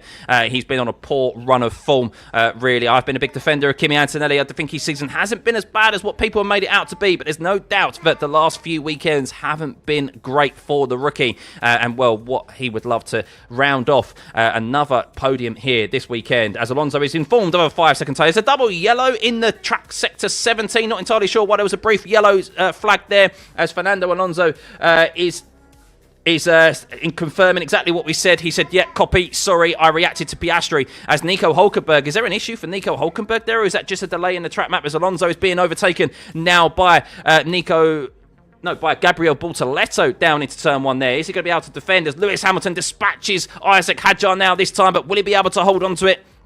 There's no DRS for him. Kimi Antonelli has the DRS on Liam Lawson, but he's a bit too far back at the moment, 6 tenths back, and actually releases his DRS a bit early there as they went into the braking zone of turn 3. No need to over-egg that DRS and risk a potential crash like we've seen Oscar Piastri do yesterday and today as well. But a fastest first sector for Max Verstappen. Those hard compound tyres may be coming into their own now. 7 laps in. We're 7 laps in, but 4 laps of racing in, as we had 4 laps under the safety car with that first lap safety car. But we can see purple sectors being traded kind of left, right and centre at the moment, with the slipstream being so powerful. There is a bit of a breakaway from the top 10 at the moment compared to where Bortoleto is. He's 2.3 seconds back, so it's 2 races going on here at the moment for the top 10 and for the bottom 10 places. But there's a very long way to go in this race. 44 laps remaining, and no doubt we are not going to see just 1 safety car here today. I predict we are going to see even more as it currently stands. But big thank you everyone tuning in, by the way. No need, 60 cubs, no need. 6K subs is on the way for sure, but big thank you everyone. Happy birthday to me. So yeah, big thank you for all the subs that we've had on all the likes and everything. But Verstappen, Cross is down the start-finish straight now. Let's see what Sainz can gain in even the slipstream. Big full throttle section here, the largest full throttle section on the F1 calendar, from the exit of turn 16 all the way down to turn 1. And he still gains a couple of attempts really on Verstappen down that sector 3, which is from turn 16. Down to turn 1, as Tsunoda is coming under attack again from George Russell. Lando Norris not able to get past Charles Leclerc at this moment in time. He does have fresh medium tyres though, but he cannot gain at this moment in time on Charles Leclerc, who is 1.2 seconds behind George Russell as well, and gaining on George Russell. So yes, there's still a very long way to go in this race, and Norris will be thinking, of course, about the bigger picture. Maybe he'll pit to get some clean air. That could be very essential today. We'll see when that McLaren decides to pit, or whether he decides to go long. We know they're very good on the medium compound tyre. At the moment, Verstappen, fastest first sector last time around at 46.133. Carlos Sainz P2 still 1.7 seconds. He is 1.9 seconds ahead of Liam Lawson. I'll tell you what, these three in Sainz, Lawson and Antonelli doing very well on the medium compound tyre to make their tyres go as they are. But we can see Tsunoda on the hard compound tyre and George Russell on the hard compound tyre as well. 46.8 for them last time around, 46.5 for George Russell. So they are starting to catch Kimi Antonelli, who is stuck under the rear wing of Liam Lawson. Well, I guess it will be how long will those tyres last for. Considerably used tyres for Liam Lawson. 14 laps they have been doing, as well as Antonelli on 13 lap mediums as well. That is the nature of this race today with the C6 compound in use this weekend. The softest range all year. We have seen drivers use the medium compound tyre where they wouldn't normally in qualifying, and that is why we've got varying strategies here today. Some on the hards, some on very used medium compound tyres, and that is why Max has started uncharacteristically on a set of hard compound tyres from the front row. You normally wouldn't see that, but he wanted fresh tyres rather than used mediums. And, well, it's paid off for him at the moment as he's putting out a gap on Carlos Sainz. 2 seconds at the moment. Will Russell finally be able to get Yuki Tsunoda, who is starting to fall off the back of Kimi Antonelli somewhat here. He's looking for a move. He's getting really close, but just doesn't have enough out of turn 16 at the moment on that Red Bull. As George Russell, I think he's going for a move. He's poking his nose into turn 2. He might have displaced Yuki out a little bit there. He's a lot closer than he has been for some time. He's 2.5 tenths behind. He's side by side. DRS open. Does he have a move? Yuki goes defensive. George gets ahead, but does he stay ahead into turn 3? And he does for now. And George, after losing that position to Yuki when his teammate got his elbows out and retained that position into turn 1, gets back past Yuki Tsunoda and will now be looking at the rear wing of his own teammate on the medium compound tyres while George is on the hards. It took a good few goes at trying to get close, but he finally made it work. And he's back past Yuki Tsunoda. And, well, will Yuki now fall into the clutches of Leclerc, Norris and Hamilton, who are very close behind and within the DRS of each other? So Yuki has already lost the DRS, importantly, to George Russell. So he could be susceptible to attack from Charles Leclerc. And it could go from bad to worse for Yuki very quickly if he loses positions here in quick succession to Leclerc, Norris and Hamilton. He could find himself one place above Isaac Hadjar, who is in P10 at the moment. As there is a bit of a gap forming between Alonso and Colapinto. Colapinto up to 3 places, by the way, in 13th. He crashed in qualifying yesterday and is currently going quite nicely. Split strategy for the 2 Alpine drivers, though. Gasly on the hard compound and Colapinto on the medium. So let's keep an eye on Yuki, shall we? He's lost a bit of time to George Russell there. How much time is Charles Leclerc going to be able to gain here? Keep an eye on that interval time. DRS is open now. Will he be able to get past Yuki down into turn 1? No, it doesn't look to be so.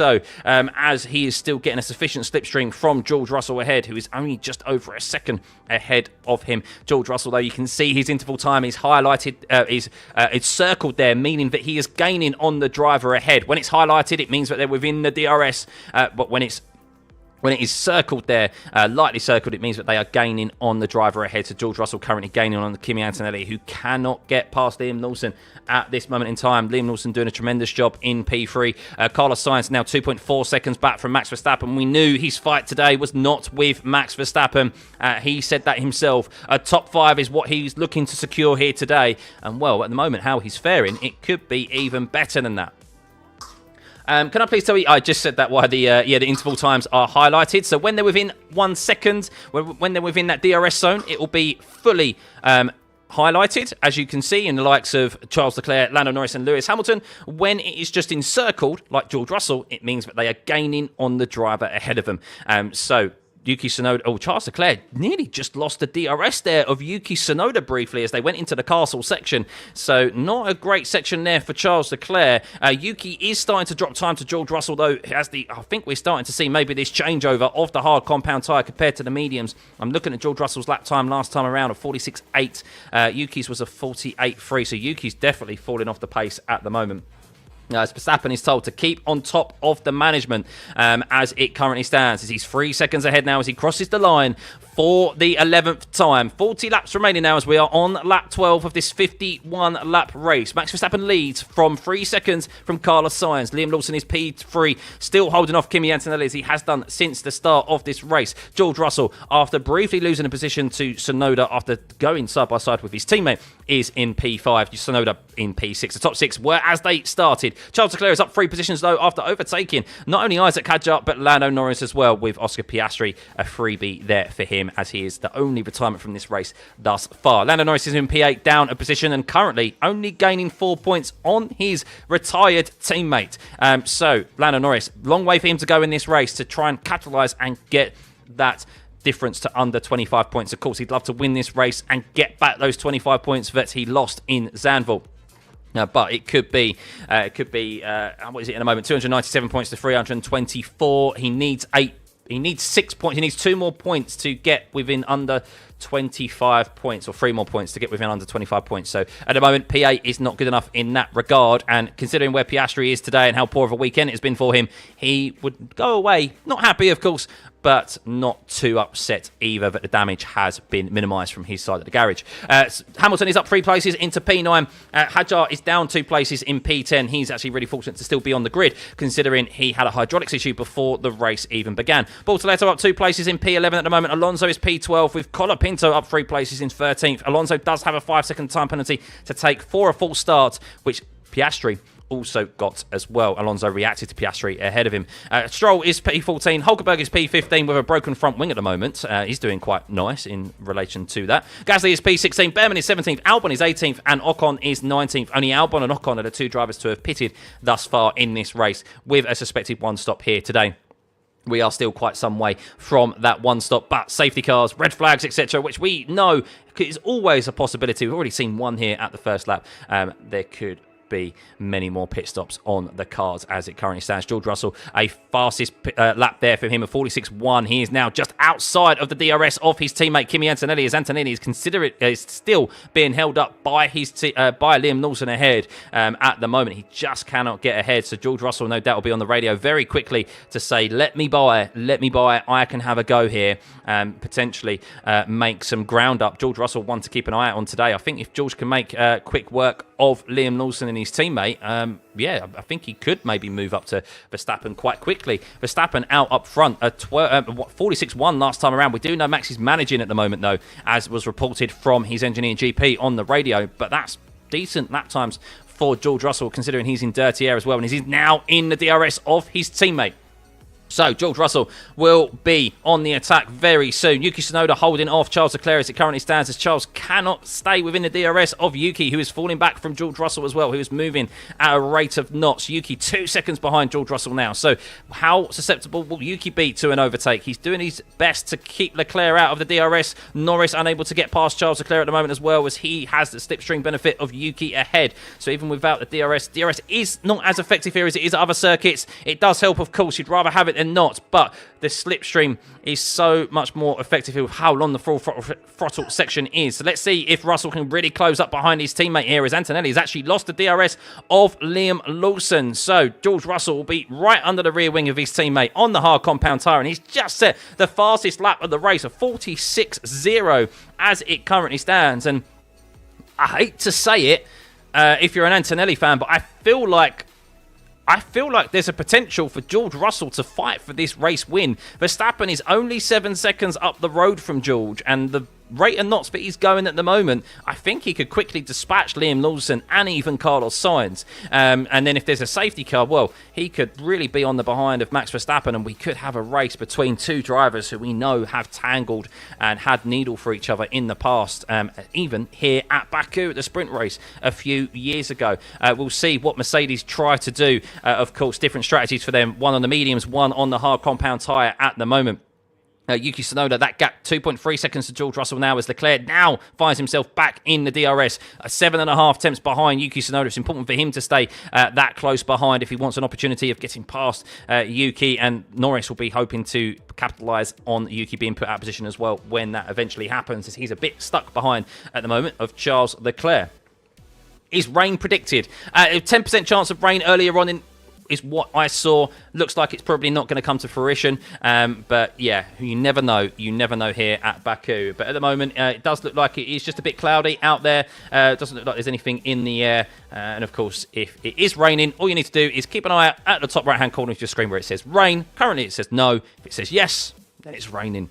So Lewis is dropping off at the moment. Yeah, 1.5 second gap there for Hamilton on Norris and Leclerc. Maybe he's thinking bigger picture, I don't know, and going into tyre saving mode at this moment in time. Maybe he's thinking of the bigger picture, trying to go long here as a fastest lap for Max Verstappen as Liam Lawson and Kimi Antonelli as George Russell gets really up under his teammate's rear wing now, under braking. Yuki Tsunoda also coming under attack for Charles Leclerc as well. Yuki did get overtaken into turn 3. Charles Leclerc loses a bit of time on traction though out of turn 1. You could see there it went from half a second to 6 tenths, and now it's 7 tenths as they went through turn 2. So the Ferrari of Charles Leclerc struggling a little bit in the dirty air of Yuki Tsunoda, as we have Gasly dropping back. Is there an issue for Pierre Gasly? He just lost a position for Alex Albon there. No, I think that was just a normal overtake there for Alex Albon, as there is a concerted gap now between Fernando Alonso in P12 to Colapinto, who is in P13, as he was trading positions there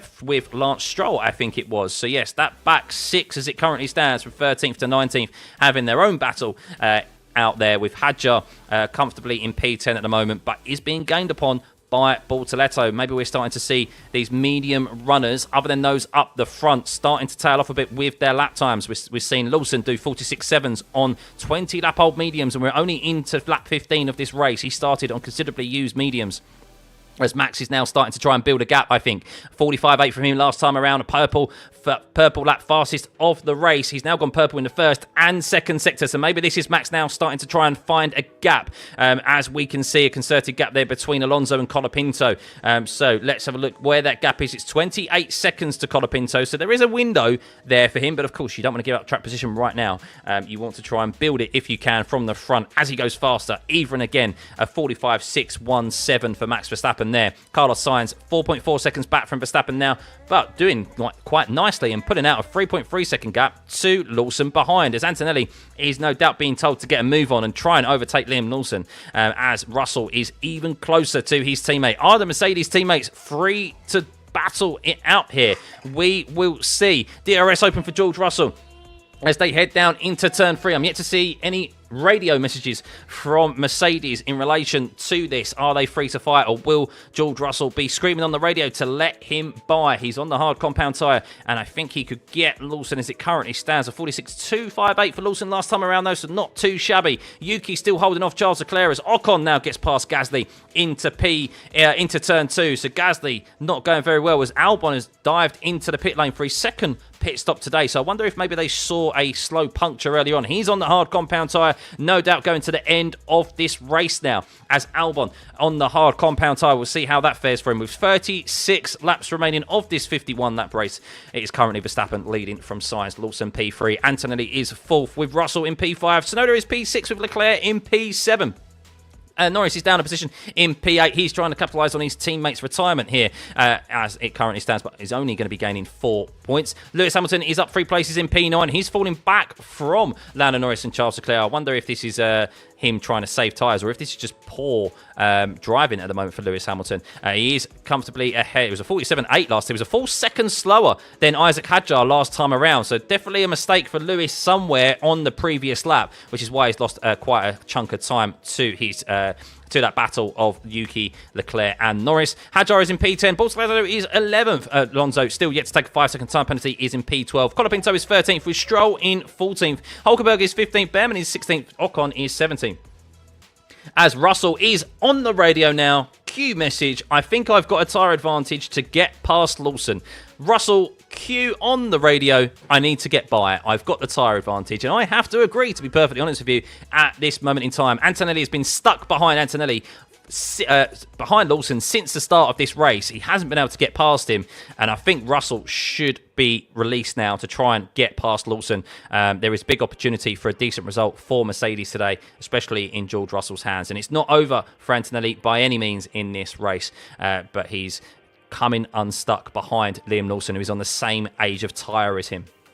So we have, at the moment, Colapinto just pitted and comes out ahead of Alex Albon. So Colapinto out into 18th. So we're starting to see some pit stops now onto the hard compound tyre, but we do expect to be going to the end of this race. We'll keep an eye on Albon, though, because he has tyres that are warmed up. He's got the DRS open. He's going to be going side by side and for a move on Colapinto down into turn 3. They're side by side still as they go through turn 3. Could this be another safety car? Here's Colapinto comes out ahead of Albon. They're still side by side through turn 4. Great race in between Colapinto and Alex Albon here. This is all for 18th position. They're still side by side as they go through turn 5 and 6. And there's a crash as Colapinto is off. I said, could this be another safety car? It was worthy to keep an eye out on. And Colapinto, is he get going again? Was it just a lock up for him into turn 6? Oh, it was a double yellow briefly. And Colapinto has got going again as Oscar Piastri is pictured watching the TV coverage from turn 5 trackside.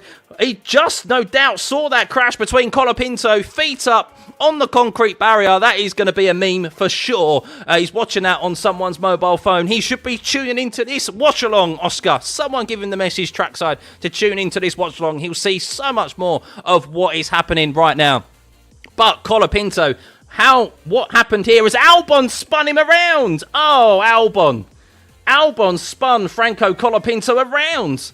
That was a poor move from Alex Albon. He was nowhere near, and I think he is going to get a penalty for that. Colapinto is okay. It was tyre on tyre, so that's why there was a double yellow there, so there'll be no second safety car. That's a real shame because that was good racing between the two of them for multiple corners, and well, that is a shame that he has ended up so far behind him now. But I think Alex Albon will receive a well-deserved penalty for that. But Oscar, watching on a mobile, just like you, Raven. Yes, he is. But he should be watching this watch-along because he'll see so much more of what is occurring out on track. And yeah, that's a very poor move by Alex Albon, to be honest with you. There was never enough room there for him to poke his nose in. It was a half-hearted effort. And Alex Albon has actually lost his front wing end plate as a result of that. Colapinto, very lucky. He ended up sideways into the barrier, the Tech Pro barrier, but it was a very light contact, and he will be okay. So that's a shame. I don't think Colapinto deserved that. And, well, they pitted him to cover off Albon, and now he finds himself considerably behind him. Still yet to see an actual investigation pop up by the race stewards, though. So we will see as there's a double yellow through turns 5 and 6. Is that because of the front wing end plate of Alex Albon? I think it is, as Antonelli is pitted to release George Russell and have attack of Liam Lawson. So rather than Antonelli give way to George Russell out on track, they have decided to pit him. So that is the strategy there for Mercedes. Not actually team orders out on track, but difference in strategy, of course. He will now be going onto the hard compound tyre to the end of this race. But that double yellow has been removed very quickly there, because it was just for the front wing end plate. Thank you for the birthday messages, guys. Much appreciated. Hope you are well. There we go. Finally, causing a collision noted between Alex Albon and Franco Colapinto. I think, unfortunately for Albon, that will be a 10-second time penalty for the tyre driver. So back-to-back victory for Max, the greatest current F1 driver. It could be. There's still a very long way to go. 5 seconds is the gap between him and Carlos Sainz. And Carlos Sainz is on course here, as it currently stands, for a decent podium position. P2 at the moment. Who would have thought that he would potentially get a podium finish before his teammate Alex Albon, who is 7th in the 7th at the moment in the driver's standings. He still would be if Antonelli finishes where he does outside the points, but we know that he's just made a pit stop. Both Verstappen starting to set more purple sectors here. 37.2 in the first sector, 42.4 in the second sector. Purple in the first and second. It's no doubt going to be a purple lap overall. But let's see, there we go. Very quick from the stewards. Well done. They didn't have to wait till after the race to dish that penalty out. Alex Albon, a 10-second time penalty for him, causing a collision, rightfully so. And he will have to serve that either at the end of this race or at his next pit stop. But as it is potentially a one-stop race, he will not be taking another one. But let's see how quickly George Russell can maybe dispatch Liam Lawson. Lawson on 25-lap-old mediums and George Russell on 18-lap-old hards. A 45.5 last time around for George Russell as he was released from Kimi Antonelli's wake, as Lando is now also released from Charles Leclerc's wake, as Charles Leclerc decides to pit out of the two Ferraris now. That will give Lando Norris an opportunity to close up onto Yuki Tsunoda. Let's see how he fares. A 46-0 last time around for Lando Norris, and a 46-0 also for Yuki Tsunoda. Liam Lawson, though, still got enough to hold off the Mercedes of George Russell, as he's in P3 at the moment. Let's see how they get on. Still proper fuming about that science decision in Zandvoort. Yeah. Just overall, really, the stewards have been very lackluster, haven't they, over the past few race weekends, or should we say all season. As Leclerc rejoins out into that gap, which Ferrari spotted, into P12, he finds himself not too far behind Kimi Antonelli. He has a bit of a gap to him and Kimi, 3.7 seconds, 3.8 seconds. Lance Stroll behind. So a good pit stop there for Ferrari. We'll see how that plays out for them. Lewis Hamilton on the hard compound tyre. He'll be looking to go much longer in this race. A 46.2 for him last time around. But at the moment, the three fastest cars out on track are, understandably, Max Verstappen in P1, Carlos Sainz in P2, 45.7 for him last time around, and George Russell a 45.5. There are only 3 drivers lapping in the 45s at the moment. Apologies. 4 drivers lapping in the 45s, as we saw Alex Albon do a 45.8 last time around on a brand new set of hards. So very consistent laps for Verstappen, and particularly Carlos Sainz at the moment, to secure a podium here, because even if George Russell is able to dispatch Liam Lawson, he's 8 tenths as he came out of the last corner there. Liam Lawson really does seem to have enough when it comes to the straight line or top speed at the moment, as Antonelli set the fastest middle sector there, as Lawson now does pit and releases George Russell. So Russell will be happy about that for sure, as he has some free air ahead of him. Let's see if he can close that gap, as Norris now moves up into P5 as well because of that. If Norris was to finish P5 as it currently stands, he would gain 10 points on his championship rival, 324 to 303. So that would be 21-point difference under a race win as it currently stands. That's really where Lando Norris needs to finish today to get that race win difference reduced between him and his teammate, which of course he lost when it came to Zandvoort a few weeks ago with that engine retirement. Kimi Antonelli, a fastest lap for him. Is Lawson able to come out ahead of Antonelli? He is indeed. We know Antonelli has got a bit bolshy before and made mistakes when he's been on fresher tyres compared to those who have just pitted out in front of them. Zandvoort a few weeks ago, he tried to go for an aggressive, unrealistic move on Charles Leclerc, and we know how that ended. Well, let's see how he fares with Liam Lawson. Rolls so similar again. Liam Lawson on the brand new hards, but he needs to get them up to temperature, and Kimi Antonelli, who's just set the fastest lap of the race of 45.2. Let's see if Kimi has learned. Let's see how he fares, as Liam Lawson nearly hit the barriers out of the pit exit. He's trying to hold on to this position, as Kimi is all over the back of him at the moment. They're the closest out there. 4 tenths, 5 tenths. Kimi is going to be all over him. It's all about the exit out of turn 16. We know Liam Lawson has been strong out down the start finish straight. Let's see how they fare. Can Kimi Antonelli make this extra lap of tyres work? Lawson needs to be careful through turn 15, which he is. He's half a second at the moment. That's all about turn 16 for Liam Lawson. Does he have that rear traction on those 1 lap fresher tyres, but colder tyres than that of Kimi Antonelli? And Kimi, slipstream. Now, he's half a second behind Liam Lawson. He's been stuck behind him all race. And, well, he'll have the DRS open, the DRS detection point there. He's within half a second. He's under half a second. He's gaining. He's gaining. It's coming down. It's 4 tenths. It's 1 tenth. DRS open, and I think he's got the move done, unless Lawson goes late on the brakes here, but I don't think he has an answer. And the undercut for Kimi Antonelli has worked an absolute treat there, and fair play to the young Italian as he made it work. He was patient, but it might not be over with yet, because Liam Lawson will have another opportunity with DRS back at the young Italian down into turn 3, and we know Liam Lawson can be aggressive, but he's also going to be thinking about his race here, and no, he was smart. He turned his DRS off a lot sooner than reaching the braking zone of turn 3. So Liam Lawson has been undercut by Kimi Antonelli. A good strategy call there by Mercedes, and very, very well patient for Kimi Antonelli there. Patience is a virtue. He learned from what happened at Zandvoort and just waited for that back straight, where he was able to take advantage of those tyres that were an extra lap warmer. So yes, we'll see if he's able to hold in that position. as Lawson has indeed already lost the DRS of Antonelli as it currently stands, with Charles Leclerc bearing down on him. As we run through this grid, shall we, with 30 laps remaining, it'll be 29 laps remaining when Max Verstappen crosses the start-finish line, which is any second now. Max, with 22 laps completed, is leading by 6.7 seconds from Carlos Sainz, who is leading by 4.2 seconds to George Russell. But we can see there, George is closing on Carlos Sainz. A 43.7 last time around, 45.7 for George Russell last time around, and this time around. So he's gained 1.5 seconds in the last 2 laps over Carlos Sainz, who is on 27 lap old mediums.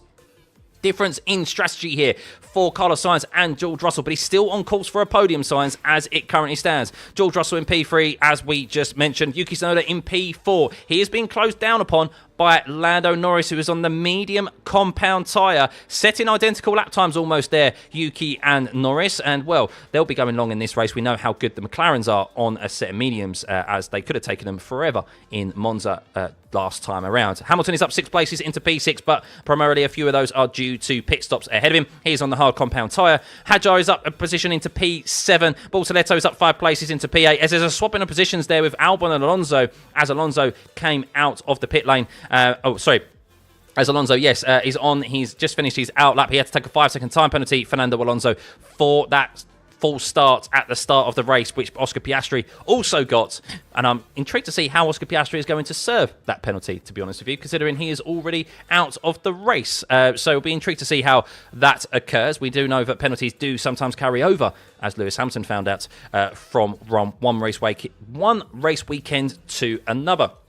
I just want to say a big thank you to everyone for tuning in, by the way. 14,000 viewers as it currently stands. Hit that like button. Let's get this stream to 2,000 likes. Go on, you can do it. And hit that subscribe button as well. Nearly at 58,000 subscribers. Big thank you, everyone. And thank you for the birthday wishes as well. What a day to spend. What a way to spend my 34th birthday. I know I don't look it, guys. 34th birthday. Yes, 34 years young. Commentating on the Azerbaijan Grand Prix for you. I wouldn't want to be anywhere else, genuinely, because I love F1, and I know you guys do too. Because Oscar loves the wall so much. So yes, Oscar Piastri, penalty served, there confirmed for Fernando Alonso. Full start moving before the signal, so that's why he was fighting for Alex Albon.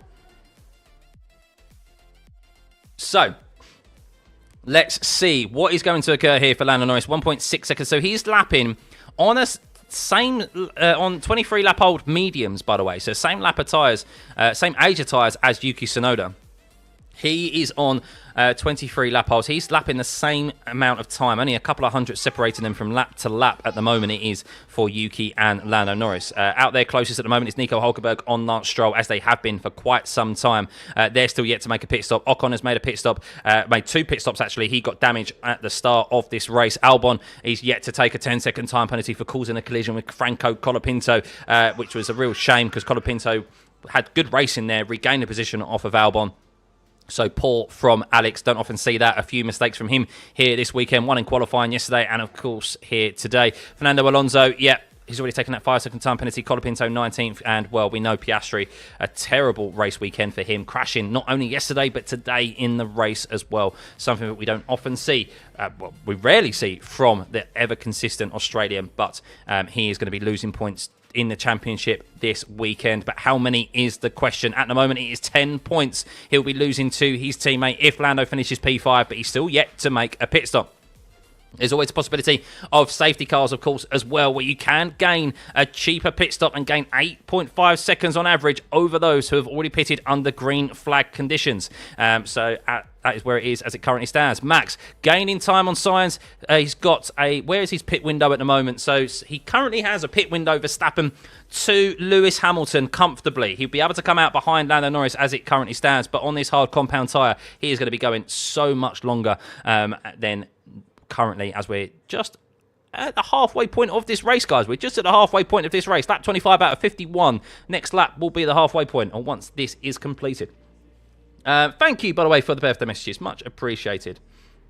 Great opportunity for Lawrence to close the championship gap. It is indeed. Lando is losing time to Yuki. Last time around, Yuki, yes, he did make a little mistake there, it seems, Lando. A 46.2 to Yuki's 45.8 last time around. So, yeah, maybe a little lock-up from Lando somewhere there, which has caused him to lose a bit of time. Verstappen now puts in a fastest first sector a 37.116 at the moment.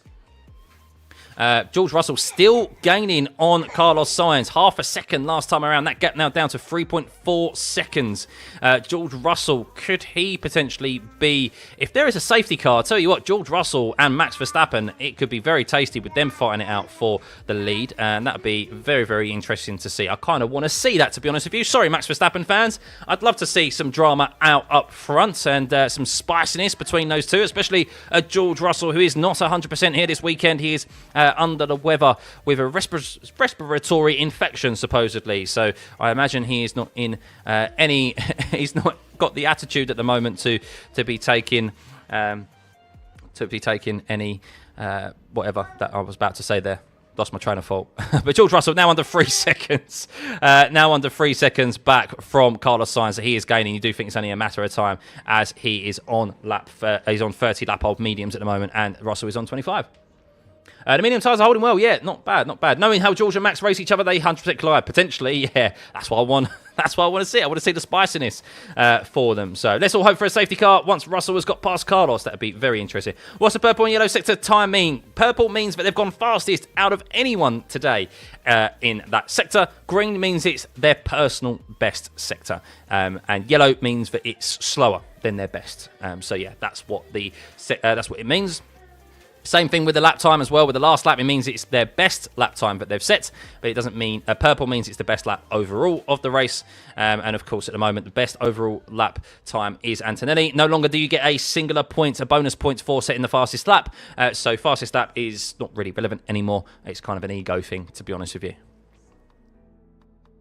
Careful what I wish for. So, Verstappen does look like he may be getting the fastest lap here. He does take a bit of time. He kind of does a couple of slow laps, lets his tyres cool off, and then pumps in a good few quick ones. As Nico Hulkenberg is really struggling to get past Lance Stroll. He had a good opportunity down into turn one last time around, but Stroll defending well at the moment. Could we see maybe some contact and some incident occurring between those two? Stroll on the medium compound tyre, as yes, confirmation there, but Max Verstappen sets the fastest lap of the race, a 44.967, and that gap to Carlos Sainz is now 9 seconds. Sainz crosses the start-finish line with a 45.823, and George Russell does a 45.449, so 3 attempts gain there.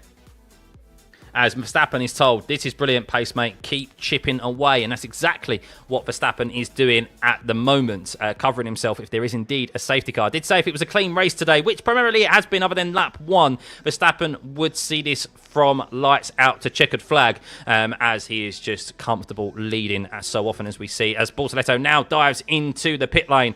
Could we see something here? We know that it's very tight on the exit of the pit exit. It's very tight pit exit here as they make their way into turn 2. Bortoletto is making his way out there now. Is he going to come out into this battle between Stroll, Hulkenberg, Bortoletto and Ocon? Doesn't seem like it, as his pit stop, his pit box is right at the end there of the pit lane. But he is going to come out just behind Pierre Gasly as it currently stands. So Pierre Gasly moves up into P15, but still gets to make a pit stop himself. Update on Liam Lawson, shall we? Liam Lawson is down 6 places into P9, with the majority of the field ahead of him still yet to make a pit stop. The top 7 have yet to make a pit stop, as there is a radio message for Sainz. I wouldn't let Russell get within undercut. A firm, we're monitoring A firm, is what Sainz was relaying on the radio. So they don't want George Russell, who is on a different strategy to Sainz at the moment. They don't want him to get the undercut, or the overcut, shall we say, who is on the hard compound tyre. Sainz is on the medium. But yes, Liam Lawson is being chased down by Charles Leclerc, but he's been, like he did Kimi Antonelli, he is holding off Charles Leclerc quite comfortably at this moment in time. The Ferrari coming unstuck behind cars ahead of them, but maybe they're not necessarily, well, which they definitely know are not as quick, as we have a pit stop from Carlos Sainz there, right on cue, where he said, do not let us get undercut / overcut. Sainz is now into the pits off of those medium compound tyres. Where is he going to rejoin? I guess the battle really is Kimi Antonelli. That's the driver they're looking for. Maybe it's not George Russell they was mentioning there. It was actually Antonelli to ensure that they don't get undercut. So that moves Norris up into P4, Yuki into P3, Russell into P2, Hamilton into P5, but they're all yet to make a pit stop. And yes, Carlos Sainz covers off Kimi Antonelli there, as Lawson under attack again, as his track is slippery in Sector 8. Do we have some rain? Doesn't doesn't look like it. No information yet, but there is rain out there. It looks like it is still a dry surface as Verstappen is starting to pump in fastest sector after fastest sector at the moment. This could be his third fastest lap in a row as it currently stands. Sainz is in P6 still. Where's he? He's got out ahead of Hadjar. Nice and comfortable there. As little one is watching as well and is very engaged with this Watchalong and this Azerbaijan Grand Prix with 24 laps remaining. I guess, where is Lando at the moment? He's 2.3 seconds behind Yuki Tsunoda. What is the McLaren going to do? What is their strategy here today? Are they going to stay out late and try and bank on a safety car and get a free pit stop? Or do they decide to pit now, get some clean air? Where would they come out? That is the question. 19 seconds to Max Verstappen. That's not really a worry here. It's more so the battle with Antonelli. Where is Antonelli? He's P8, so 33 seconds. He wouldn't be coming out ahead of Antonelli. I guess Charles Leclerc, he's lost that position to Charles Leclerc already.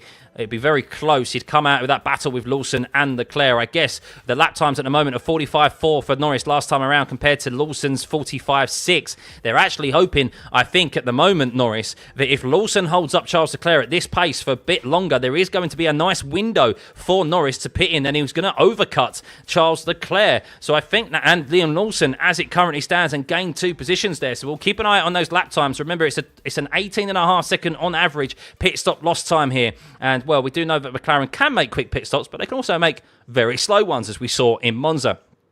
So at the moment, the gap is 19. So we could see there that it's 19, add 30, take away 37, take away 19. So it's about there, really. It's getting close. Maybe a few more laps, and then Norris will be pitting. So we will see. 23 laps remaining as it currently stands. It's very close at the back there between Bortoleto, Bortoleto, Pierre Gasly, and Alex Albon at the moment. Anytime drivers go close together, I am afraid that there is going to be contact. Hadjar still holding off Kimi Antonelli as well. He's coming unstuck behind another RB car. Antonelli not having the best of it when it comes to those RBs are pretty handy, aren't they? Holding off much quicker cars as it currently stands. Sainz is definitely on for a podium, that is for sure. It takes pure skill to maintain a lead and fastest lap in a tractor. He's not in a tractor, let's be real. He's not in a tractor. He's in a car that is the quickest car in at specific tracks and under specific circumstances. But that's F1. But Max is, when he has a car in his hands where he can win races, we know that he's always going to be up there, as he is showcasing this weekend, and he showcased in Monza as well. So Lando Norris, a 45.392 for him last time around. We'll keep an eye out on what the lap times of Lawson will be. Isaac Hadjar is told we should pit before he overtakes me. He's told we are looking after you, don't worry. Clean lap, no mistakes, we're looking after you, is what Hadjar is told. And, well, I don't think there's any threat at the moment, Hadjar, of you being overtaken by Kimi Antonelli, as you do seem to have him covered pretty comfortably. As Carlos Sainz hits a 45 flat last time around. Oh, I say that, but Hadjar moves into the pit lane. So, right on cue there after that radio message, Hadjar has gone into the pit lane, and that releases Liam Lawson and Charles Leclerc a little bit. But at the moment, a 45.8 last time around for Liam Lawson and a 45.6 for Charles Leclerc. It was a 45.5 for Lando Norris. And, well, they nearly have a 20-second gap, Lando Norris, to Lawson and Leclerc. And I imagine, will Norris come and pit into this lap? Will they decide to pit this lap? That is what they may do. Or are they going to stay out there for a safety car? I do not know. It'd be tough luck, wouldn't it, if he pits and then there's a safety car straight afterwards. But that is how the cookie crumbles sometimes. As Lance Stroll and Nico Hulkenberg are going side by side. They're down into turn 3. Hulkenberg has been so frustrated this race. He cannot get past the Aston Martin of Lance Stroll. And, well, I wonder if maybe there'll be some frustration from Nico Hulkenberg at Lance Stroll at some point, as Hadjar found a nice gap to come out into. He's still in P10 with Stroll, Hulkenberg, and Hulkenberg still yet to make a pit stop. That's a great pit stop there for the RB team. They have massively improved on their strategy calls since the start of this season. So, yes, a good call there for Isaac Hadjar to pit. He will be seeing it through to the end now on that hard compound tyre. And, well, there is now a 20-second gap to Charles Leclerc and Lando Norris. There's a 19-second gap to Norris and Lawson. It's tight. And I imagine with Norris still staying out there, they'd like a bit more of a buffer to those two drivers when it comes to a pit stop, because it could be very close. And of course, Lawson and Leclerc will have tyres that are up to temperature, and Norris would not. So they don't want to put him obviously under unnecessary pressure. He has just got under the 2-second range, Norris, for quite some time, as Yuki did a 45.8 last time around compared to Norris's 45.4. George Russell just did a 45 flat there, but it's 13 seconds to him and Max Verstappen. If there is a clean race between now and the end of this Grand Prix, it will be Max Verstappen's win. You do imagine. I can't imagine there's going to be him losing 13 seconds now. It will only be a safety car that will bring them closer together, and Yuki Tsunoda is currently in the podium position at the moment. As Russell is saying, this tyre feels good. I think just keep extending.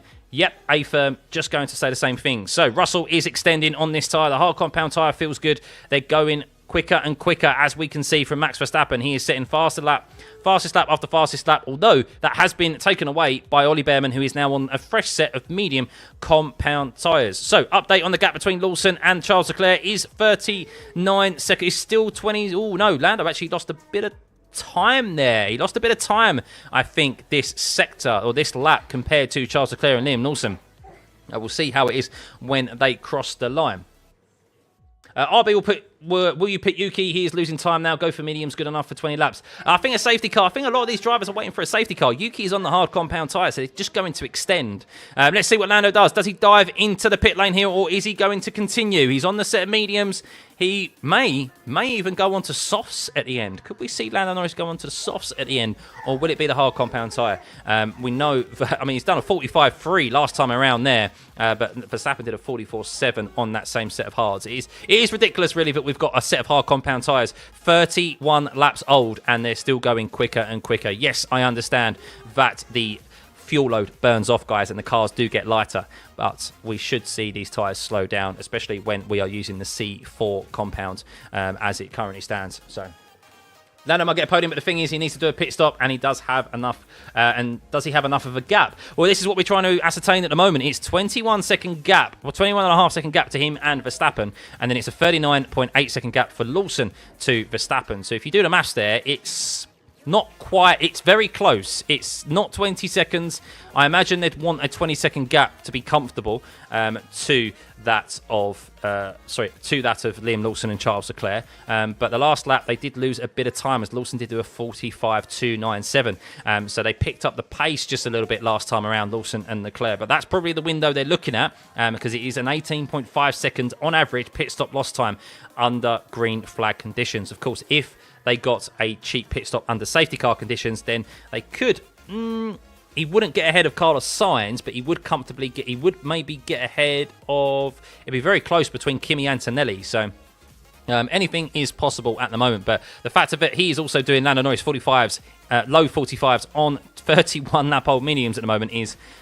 Ridiculous, to be perfectly honest with you. We saw that also at Monza, where they could have gone the whole race on the same set of mediums. They're only forced to pit because it is mandatory to do so. And he's just done a 45.499. He's just cut down over a tenth on Yuki. That lap, 1.5 seconds is the gap now. We'll keep an eye on that gap between Liam Lawson. So there we go. It's just been pushed out to, it's still 18 seconds. It's so tight at the moment between Liam Lawson and Charles Leclerc. That gap from Lando to Lawson. Can Leclerc, he's a bit closer than he has been for some time. Can he really put the pressure on Lawson, who's doing very well to defend today from the Mercedes and the Ferrari? Earlier on it was Antonelli. Now it is the Ferrari of Charles Leclerc.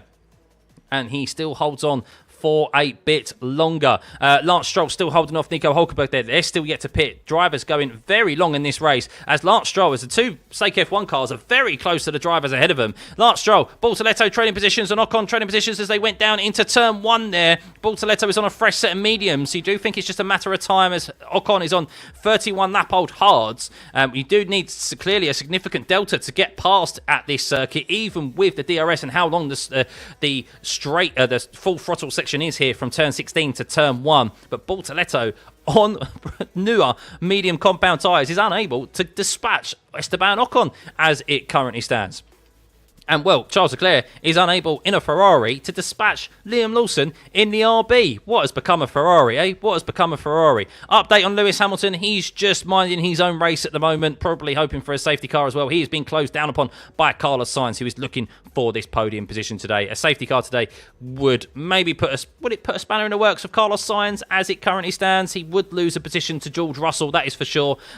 Yuki Tsunoda, it would be close. Safety car is 11. It's an 8-second advantage pitting under green flag conditions. So, no, at the moment, he wouldn't gain Yuki Tsunoda because it'd be an 11.5-second pit stop compared to around 18.5 seconds. So at the moment, Carlos Sainz, the only driver he would lose a position to would be George Russell when it comes to a safety car. That would still leave him in a position, a podium scoring position. But of course, he wants to be P2. He'd love to finish where he started. And what a result it would be for him. Who would have thought before this weekend that Carlos Sainz would potentially get a podium before Alex Albon, with how many top 5 finishes Alex Albon has had and where he finds himself in the driver's standing. But as it currently stands, the permutations of this championship, with Lando Norris still yet to make a pit stop, he would gain 12 points over his championship rival, which is Oscar Piastri, as Bortoleto finally dispatches Esteban Ocon there down into turn 2. And Nico Hulkenberg is side by side with Lance Stroll. They're side by side. And, well, Nico Hulkenberg once again comes out second best and cannot get past Lance Stroll. He has become so frustrated behind the Aston Martin of Stroll, and he is just continuing to position his car, Lance Stroll, very well and hold off Nico Hulkenberg at the moment. But as it currently stands with the Drivers' Championship, he would be gaining 12 points on Piastri, but we know that's not where he's going to finish at the moment, with still yet another pit stop to make. As it currently stands, really, his best place finishing position is going to be probably P8, where he started. Maybe he could have an opportunity at Kimi Antonelli. He's looking at that window between pitting between Lawson and Leclerc, as that gap is very tight. It's going to be very, very tight at the moment. You do suspect that Tsunoda is maybe holding up Norris at this moment in time with that dirty air. There may be a bit more potential for him to go quicker, but he is on 34 lap old medium, so he's doing a fair good job, Norris, at this moment in time. So yes, 12 points. Verstappen will be gaining 25 points. That gap would be 255 to 324. Don't know what the maths is off the top of my head right at this moment in time. But yes, that Lando would get that gap to under 25 points. That's what he is looking for ultimately. Oh, guys, still 17 laps remaining of this Azerbaijan Grand Prix. Esteban Ocon looks like he's going to be overtaken by Albon now, who has a 10-second time penalty to be taken, as Hulkenberg is being overtaken by Gabriel Bortoleto there. So Hulkenberg releases Gabriel Bortoleto. Change of strategy there, an approach. Pierre Gasly being overtaken, I think, by Fernando Alonso down into turn 1. Late on the brakes, Alonso, he served that 5-second time penalty for a false start. And, well, Gabriel Bortoleto will be looking to try and dispatch Lance Stroll and do what Nico Hulkenberg couldn't earlier on or throughout this whole race. Lewis needs to push. He has nothing to lose. I think they're all just banking on a safety car at this point of the race. They're probably looking to take this long so that maybe they can even stick on a fresh set of soft compound tyres. That's what Lewis Hamilton has available to him. I think with the light amount of fuel load that they have, he could probably go on the softs for the last 10 laps, 8 laps. We did see that in practice. So, yeah, maybe the C6 tyre will be in use here today, guys. Something that I personally didn't expect to see. But by the way, I want to say a big thank you. Over 58,000 subs.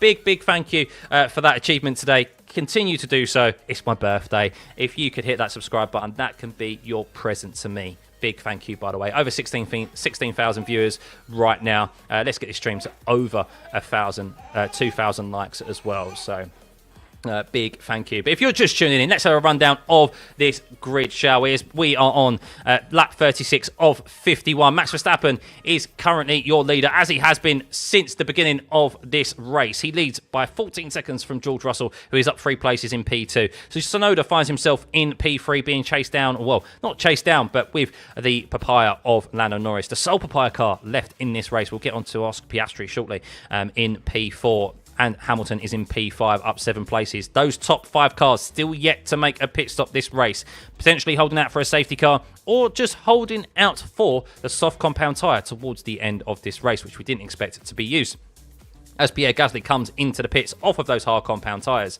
as Alonso is ahead of Behrman, but Behrman will be chasing down Alonso, will be thinking about getting past Alonso very quickly. Before we do the rest of the grid, let's keep an eye on Behrman, shall we? He has got into tangles here before. DRS open on Fernando Alonso. Does he have the traction on those newer medium compound tyres than that of Alonso on hard compound tyres? Not enough to get past him down into turn 3. As we go back to the grid, at the moment, Carlos Sainz, who has made his one and only pit stop, is in P6, chasing down Lewis Hamilton. He is hoping that there is no safety car, so that when those drivers pit ahead of him, he will be able to secure P2.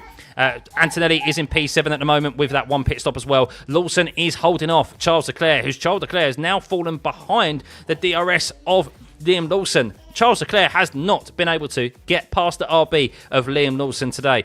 Really, really tough time for Charles Leclerc. Isaac Hadjar is in P10 with Lance Stroll in P11 at the moment, as we have a pit stop from Lewis Hamilton. And we have Lewis Hamilton. So they're also thinking about the undercuts. They're thinking about, just got told, Yuki Tsunoda, Lando Norris has just been told, get closer to Tsunoda and we can think about the undercuts. So, not only are they thinking about that pit stop window to Liam Lawson and Charles Leclerc, which is going to be very, very close, they're also thinking about the undercuts on Yuki Tsunoda. So, let's see how quickly Norris will be able to chase down Tsunoda. And of course, Tsunoda, no doubt, would have heard that on the radio as Behrman is closing down on Fernando Alonso at the moment. He'll have DRS open and get past as Hulkenberg now makes his one and only pit stop. Hamilton came out behind Charles Leclerc. He's on a brand new set of mediums, and maybe he'll be able to chase down his teammates and get past him and Liam Lawson. We'll see what Ferrari decide to do there, but that's where Hamilton rejoins. He is currently 8 seconds behind Charles Leclerc at the moment. Lando Norris now under 2 seconds back from Yuki Tsunoda. Yes, who would have heard that message, no doubt, the Red Bull pit wall, and they would have relayed that to Yuki that he is now making a push on. So yes, we are into now the closing stages of this race. 14 laps remaining. Verstappen leads as he has done from the start. Still yet to make a pit stop. Let's see if Norris can close in. A green first and second sector. He's gained a bit of time on him in the middle sector, Lando Norris. Let's see if he can gain in the last sector and under braking. He doesn't have the DRS, but he has the slipstream, which is still quite efficient here with how long the full throttle section is out of turn 16 to turn 1. And now Lando pits, so they're going for the undercut now. Let's see moments, big moment here in this championship and in this race. Let's see, where will Norris come out? Is it a quick pit stop by McLaren? It's going to be very, very close between him coming out ahead of Liam Lawson and Charles Leclerc as they make their way down into turn 1. Lando Norris going very slowly as he comes out of the pit lane. It's going to be very close, and I think he's going to come out behind the two of them, and they haven't done it.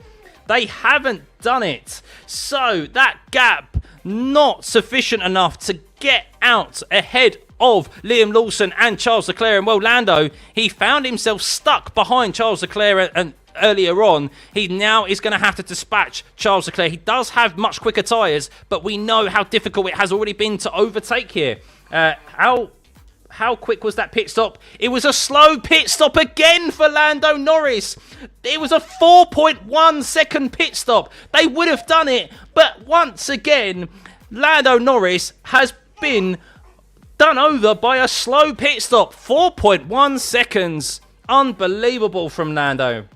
No 1.9 second pit stop that McLaren gave Oscar Piastri last time around in Monza. No, he would have been out ahead of Lawson and Charles Leclerc if it wasn't for those extra 2 seconds that were on the pit stop there. So a real shame for Lando.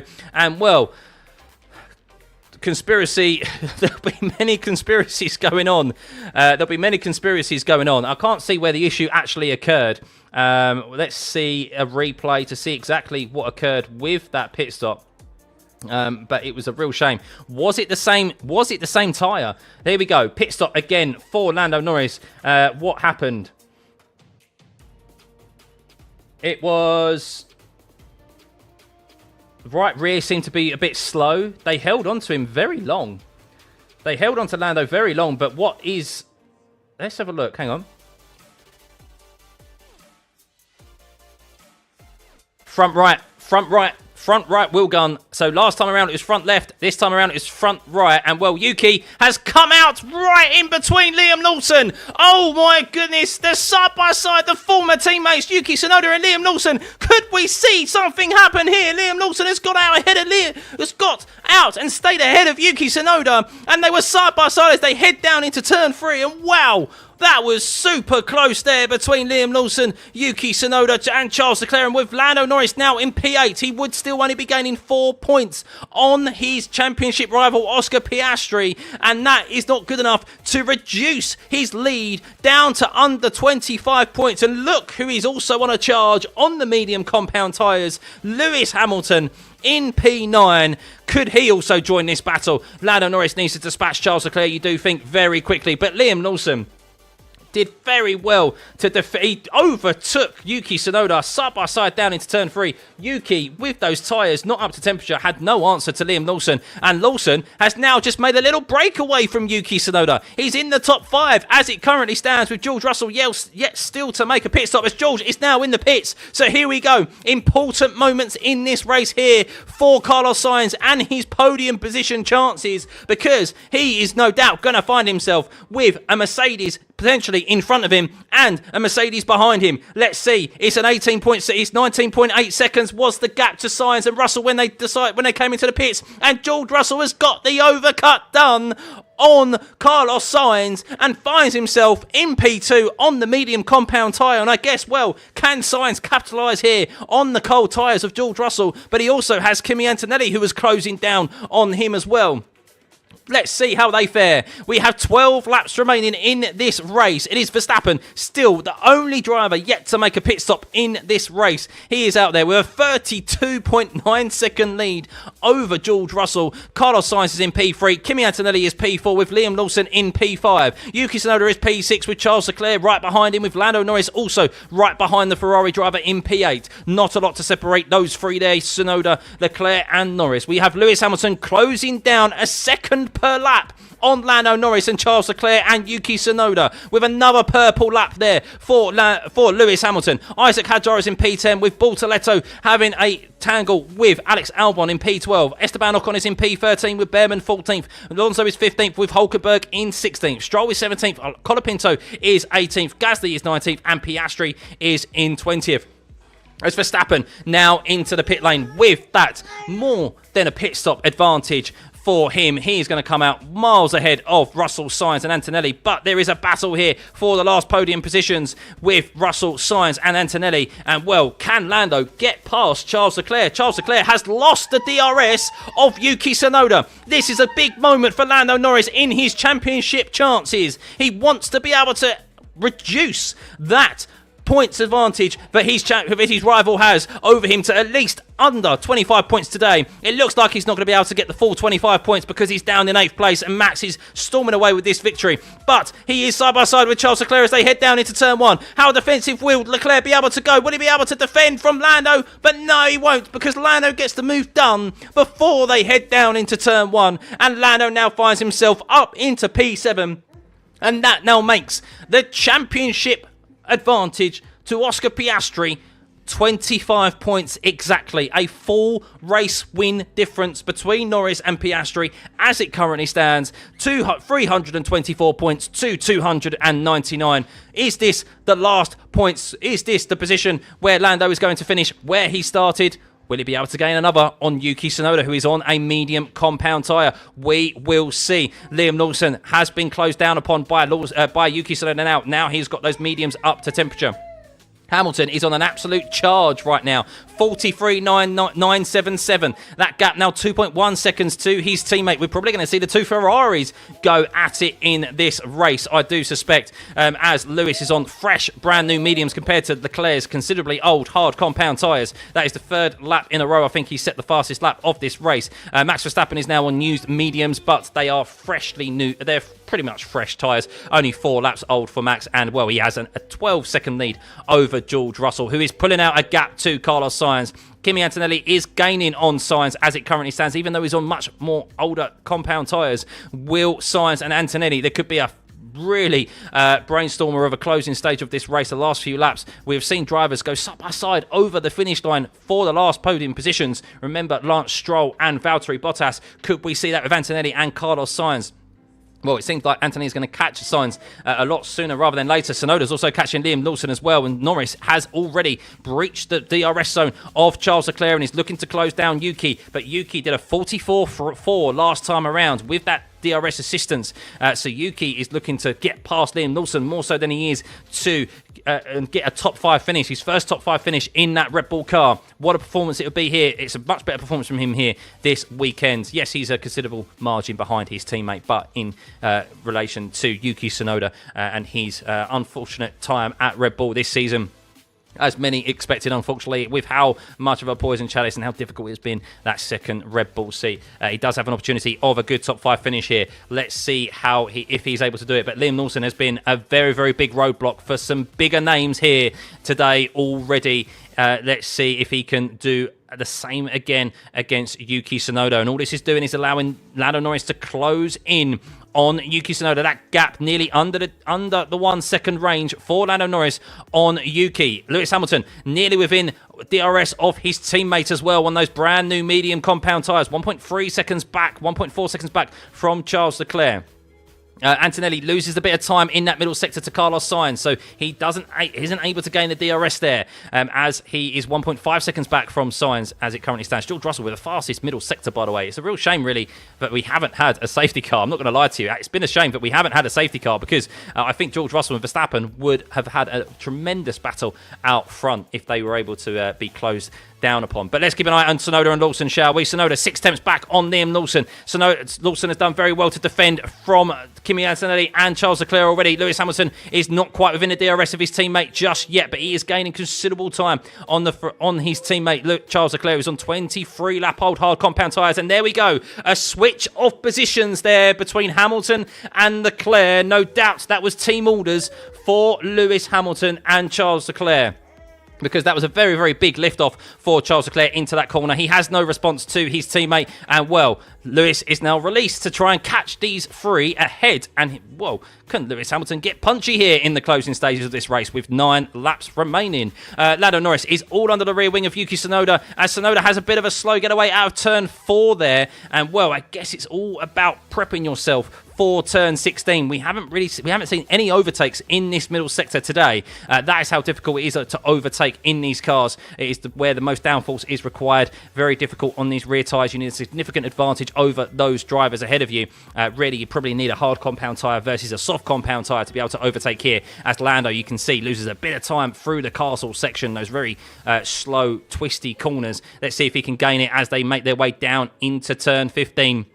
Where we have seen crashes before. Alex Albon all over the back of Gabriel Bortoleto, but really Isaac Hadjar, the point scoring positions are all but locked off as it currently stands, with Isaac Hadjar currently 17 seconds ahead of Gabriel Bortoleto. So unless there is a late safety car, these drivers, the point scoring positions are as they are. It's just the order in which they will be. As Antonelli loses a bit more time to Carlos Sainz there. 1.6 seconds, 1.5 seconds, 1.4 seconds at the end of the start-finish straight, but he was nearly within that DRS a few laps ago. Lando Norris unable to really gain sufficiently on Yuki, who has that DRS to Liam Lawson. He really needs a bit of a mistake from Tsunoda, to be honest, to try and have an attack here, or Liam Lawson himself, to see if he can capitalise on one of those 2 drivers ahead of him out of position. But look who is closing them down at a very rapid rate of knots. Lewis Hamilton on a set of medium compound tyres. He has just gone 8 tenths quicker that previous lap over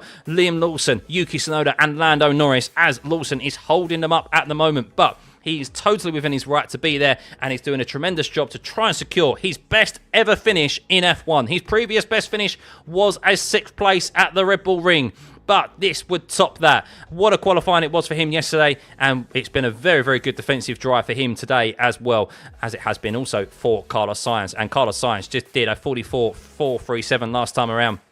He's keeping Antonelli at arm's length at the moment. He does have 9 lap old fresher tyres, and I think that is starting to come and play into his hand here, as Antonelli on those older tyres just losing a bit of time. 1.8 seconds, 1.9 seconds is the gap to Carlos Sainz. So Carlos Sainz hoping for that podium position. He is willing to see this lap counter go down quicker rather than later, as it currently stands with 7 laps remaining as Max Verstappen crossed the start-finish line. Lawson still holding him off. Norris unable to really gain on Yuki here, and with Yuki on the mediums and with the DRS open slipstream with Liam Lawson, he's not able to gain. I guess the question is whether Lawson will make a mistake and allow Yuki Tsunoda to get through. Likewise, Lando Norris. Hamilton closing down as well. 1.5 seconds is the gap to Hamilton and Lando Norris, as Yuki is a lot closer to Lawson than he has been for some time. Lawson goes defensive as Yuki gets side by side with Lawson down into turn 1. He comes out second best though, Yuki, and well, will that leave him susceptible to an overtake from Lando Norris? They're so close. Look at him. 3 tenths is the gap between Norris and Yuki Tsunoda. Norris, while he's on the attack, while Tsunoda is on the attack, he needs to be careful of Lando Norris behind him. Very, very close, and all the while this is occurring, this is going to just allow Lewis Hamilton to close up behind them and make this a 4-way fight for the top 5 positions here. For a top 5 in the closing stages. Lando needs to be careful because he doesn't want to unnecessarily lose any more points in this championship. He is still gaining, but he'd love to get that championship, no doubt, difference under a race win, because if there is a further retirement from Oscar Piastri, we've seen him this weekend, driver error, that he isn't faultless, it could be a massive swing back towards Lando Norris's direction, because the strong tracks for McLaren are still yet to come in the remainder of this season. Yes, Max Verstappen has done very well at circuits which suit the Red Bull car, and capitalised on it as he has done throughout this season. But there are still tracks where the McLaren will be dominant, and that is where Lando Norris would love to get this championship under 25 points. It currently sits at 25 points, but it looks like he might be thinking more so about his rearview mirrors and holding off Lewis Hamilton than he is about attacking ahead, because Lewis Hamilton is nearly within that 1 second DRS range. He needs to be within 1 second as they get across the detection point there. He's just outside of it. So Lewis Hamilton will have the DRS soon. Lando Norris is a lot closer to Tsunoda than he has been for some time. Under 4 tenths. He is getting a double toe there from Liam Lawson and Yuki Tsunoda. And it's all about the exit for Lando Norris. That traction, he's 3.5 tenths back from Yuki Tsunoda. Can he stay within that? No, he loses it as Lewis Hamilton, under braking, really closes the gap on Lando Norris now. He's 6 tenths back. Lewis has so much more grip at the moment than that of Lando Norris. And well, Lando is really going to be thinking about looking at his rearview mirrors now, more so than he is ahead. Let's see how this plays out for him. He basically needs Yuki Tsunoda at the moment. Hamilton has reported these guys are fast, mate, trying to catch up with them. Well, he's actually quicker, Lewis. You're actually quicker than them, but you're now into that pack where Liam Lawson has been so difficult to overtake throughout this race and holding you up. So can you make those tyres, that tyre advantage, work? We will see, as Lando Norris has not been able to make his tyre advantage work over Yuki Tsunoda. However, he is on hard compound tyres, whereas if he was on mediums, maybe he would fare a bit better. But Liam Lawson still leading this pack. Sainz has... that gap is 1.7 seconds. I thought Antonelli had closed up a bit closer there to Carlos Sainz, but Sainz is just slightly more quicker than Antonelli per lap. Almost identical lap times, but Antonelli does lose a tenth here or there every other lap. Max Verstappen setting fastest laps for fun out up front when he doesn't even need to. A 14-second lead over George Russell as it currently stands, with Sainz 4.6 seconds back. So George Russell and Max Verstappen, P1 and P2, that will be the finishing order up front. It's about this last podium position for Sainz and Antonelli. But let's rejoin Liam Lawson, Yuki Tsunoda, Lando Norris and Lewis Hamilton. 4 cars separated by just over a second as they go at over 200 miles an hour down the start-finish straight into the braking zone of turn 1 with DRS open. Is there a mistake from any of these drivers? No. Pure car control from all 4 involved there, especially Liam Lawson, who is on the oldest of tyres, who is out of this 4, who is under the most amount of pressure of these 4. Arguably, maybe then say Lando Norris, who's thinking about the bigger picture of the championship, because he is wanting to finish in this top 5. It would be a tremendous amount of points for him, but would currently launch him 2 places up the standings in the Drivers' Championship into P13, only 1 point behind Carlos Sainz. And, well, it would also ensure that Racing Bulls move up but ahead of Aston Martin into P6 in the Constructors' Championship as well. As it currently stands, McLaren would not be scoring more points than would not be scoring the 9 points extra that they need to secure the Constructors' Championship today, with Lando Norris currently in P7, Hamilton in 8th and Leclerc in 9th, and of course Oscar Piastri not scoring any points as well here. It means that Lando Norris, with that sole McLaren driver out there, will not be securing the Constructors, but it is only a matter of time, you do suspect, with the points advantage that they have over Ferrari. But Liam Lawson doing a tremendous job here as it currently stands. Let's have a rundown of this grid with 4 laps remaining. It is Verstappen leading from George Russell, Carlos Sainz in P3, Antonelli is in P4 with Lawson in P5, with Yuki Tsunoda 6th, Norris 7th, Hamilton is in 8th, Charles Leclerc is in 9th, and Hadjar is in 10th. And I'm just going to pause the rundown of the grid there as we have them heading down that start-finish straight one more time. And I feel like Lando Norris is a lot closer to Yuki than Yuki has been to Liam Lawson for quite some time, as Norris could potentially go for an opportunity on Yuki Tsunoda here. Is he going to go for a late lunge down into turn 1? No, he doesn't quite have enough. He's going to try and keep the traction out of turn 1 and focus on that as they head down into turn 2. Will he be able to stay close? Not so much, as under braking, Yuki Tsunoda does gain so much there on Liam Lawson without that DRS, and that just gives him that little bit extra that he needs to hold off Lando Norris at the moment. But yeah, I'm surprised Lawson in this RB. It is so quick in a straight line. But even with DRS open, even with the slipstream, a Red Bull, a Mercedes and a Ferrari have been unable to overtake them.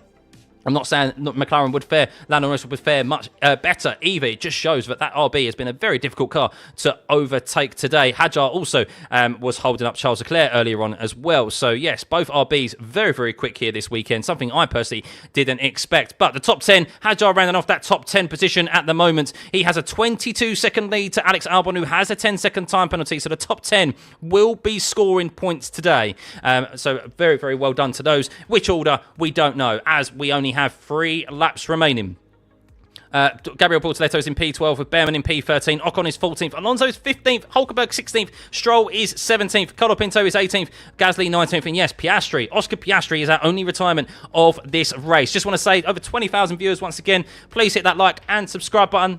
Let's get this streamed. You can hit that subscribe button and get it to 60,000 subscribers. We'll be back, of course, for the Singapore Grand Prix, which I think is our next race weekend in a few races' time. Lando Norris, as it currently stands, is looking to close that championship lead over his teammate down to 25 points exactly. An exact race win difference between him and his teammate. He'd love to get it under that, but it's proving very difficult at the moment. And he also has to be careful of Lewis Hamilton on much fresher medium compound tyres right behind him. We have only 2 laps remaining after this one, as we are on lap 49. Max Verstappen has led from start to finish. We've had only 1 safety car, which was brought out on the very first lap due to Oscar Piastri's crash into turn 5.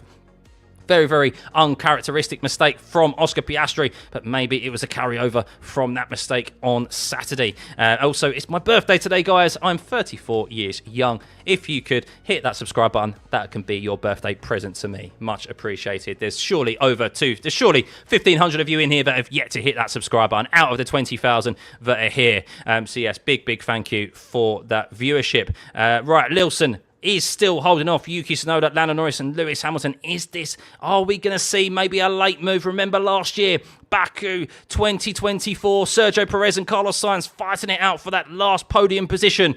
Could we see something akin to that today with Yuki Tsunoda? He'd love to beat not only Liam Lawson, his former teammate. He's currently in that Red Bull car. He'd love to finish P5, but Liam Lawson is in P6 at the moment, of course, and he's behind Liam Lawson, more importantly, in that RB car, who he is arguably fighting for that RB seat next year, if the rumours are to be believed that Isaac Hadjar is being promoted to the Red Bull seat next year, and with the one RB seat out there for Arvid Lindblad as well, as Arvid Lindblad is going to be promoted. So, big weekend for Yuki Tsunoda, but it doesn't also look good on paper that he's finishing behind Liam Lawson as it currently stands. But he's a bit behind Liam Lawson. He's 9 tenths behind Liam Lawson when he activated the DRS, whereas Lando Norris is under half a second.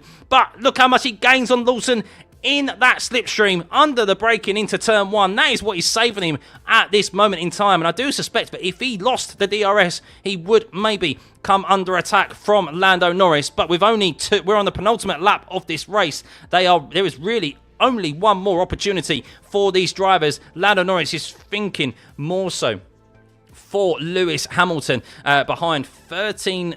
He's on 13 lap old mediums. Supposedly, I'm hearing that Lando Norris is trying to it seems like Lando Norris has been utilising his battery and recharging his battery to have a go in the last couple of laps. So we'll see if that pays off for the McLaren driver.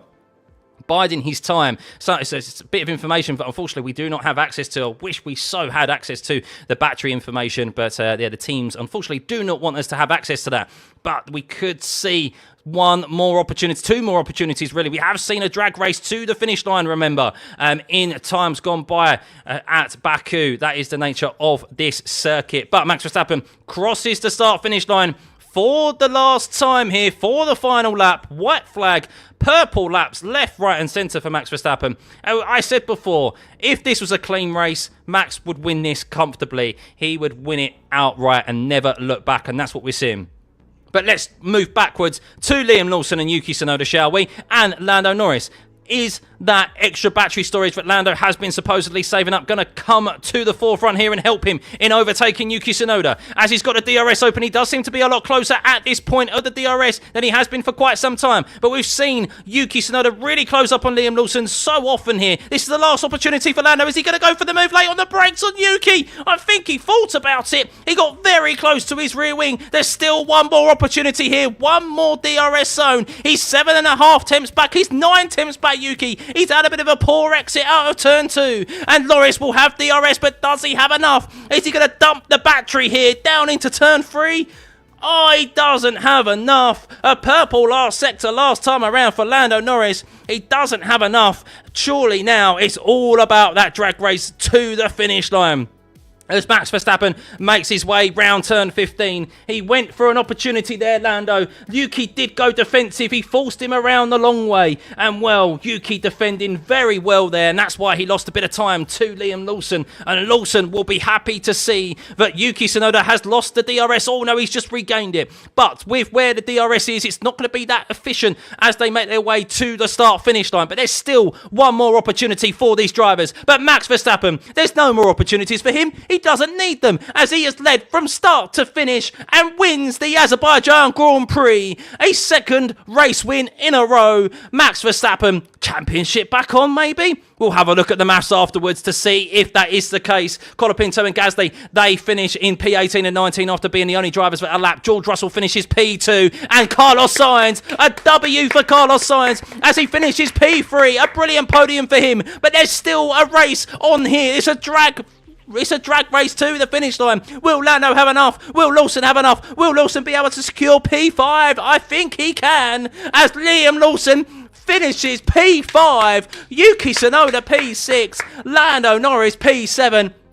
Lewis Hamilton finishes ahead of Charles Leclerc. The Ferrari finish in P8 and P9. Isaac Hadjar in P10. Alex Albon in P11. Bortoleto, well, I say Bortoleto in P11. He's being chased down by Ollie Behrman here. But I think Bortoleto will have enough here, as Bortoleto will come across the finish line in P12. Ollie Behrman P13. Esteban Ocon is going to finish P14. 49 laps.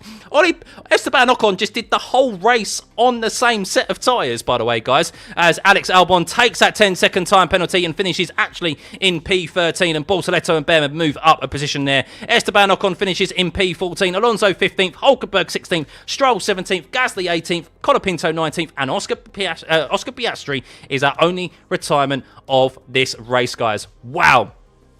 Wow. Please hit that subscribe button on your way out. I know obviously many of you dip off after the race has ended. Surely there's 1,200 of you here who have yet to hit that subscribe button. It's my birthday. I'm just saying. But let's have a look at the championship standings, shall we? What has that done to this championship standings?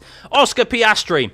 Nil points for Oscar Piastri. Lando Norris gains only 6 points. You would expect him to gain more here, but he only gains 6 points. 299 to 324. 25 points exactly is the gap to Oscar Piastri and Lando Norris now. Verstappen, another 25 points for him. That's 50 points he has got in the last 2 races. That gap, 324 to 255. It's around, 69 points? 69 points to Oscar Piastri and Max Verstappen now. George Russell in P4. Antonelli regains P7 in the championship standings after a great P4 from him. Just fell a bit short of that podium of Carlos Sainz.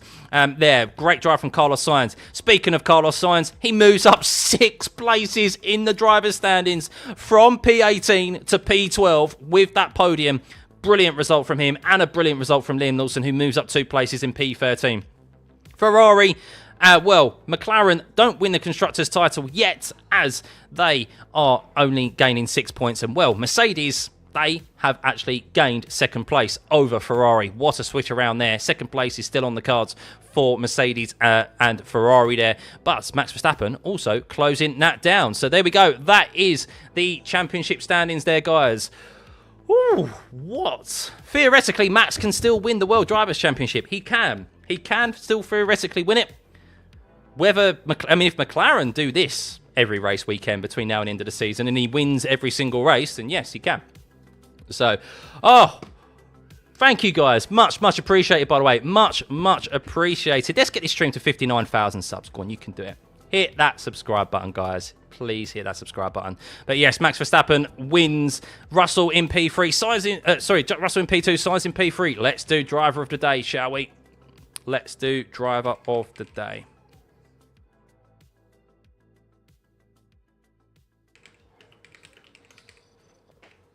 Driver of the day.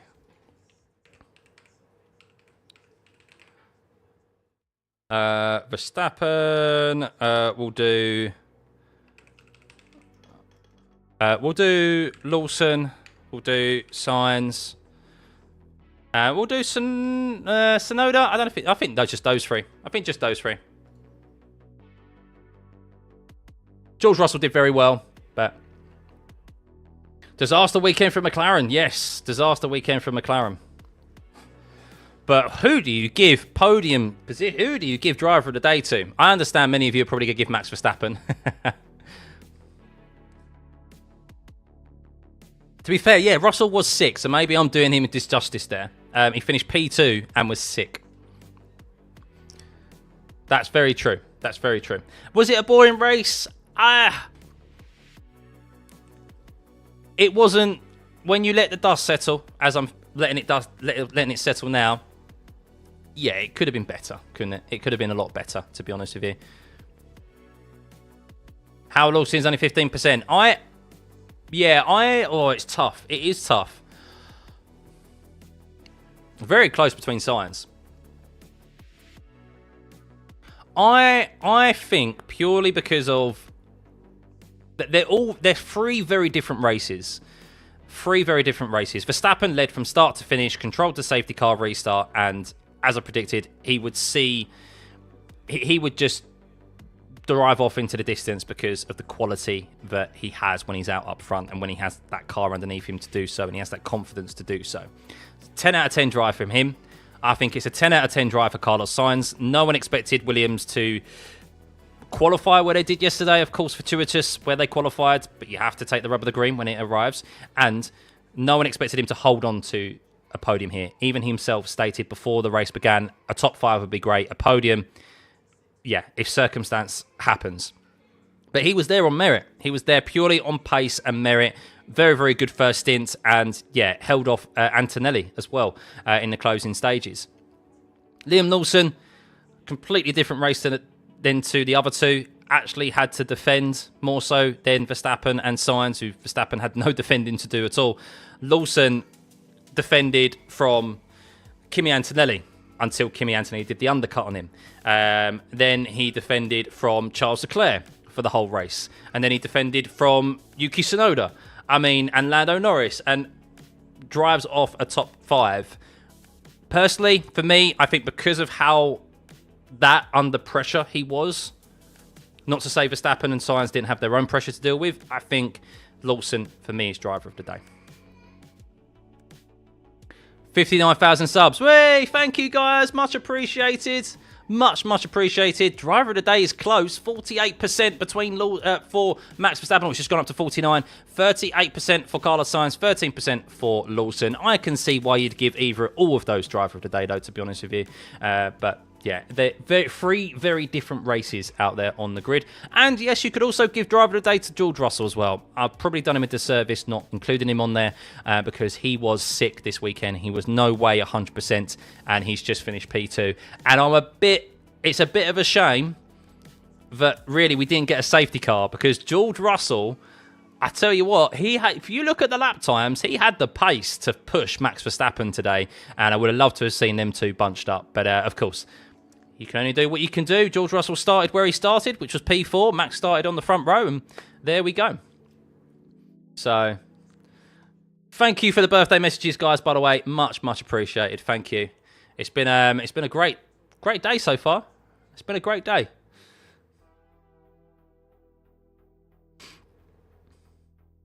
Yuki didn't let Norris pass and did a great job. Don't care if you agree. No, I agree.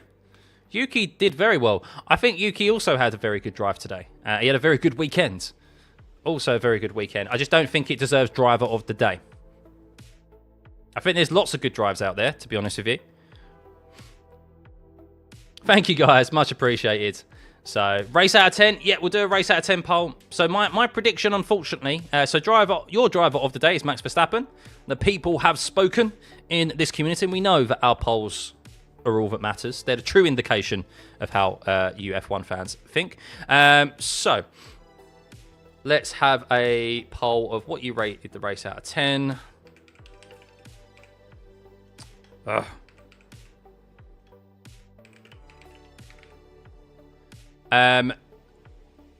Yeah, to be fair, someone mentioned about Lando's pit stop. I tell you what, that is a big mistake again from McLaren because there was 2 seconds. That was arguably 2 seconds slower, and he came out just behind Tsunoda and Lawson. He could have finished P5. No, sorry, he came out just behind Tsunoda and Leclerc. So he did get Charles Leclerc, so he probably could have got Tsunoda. Maybe wouldn't have got Lawson. Who knows if he would have got Lawson, but probably not.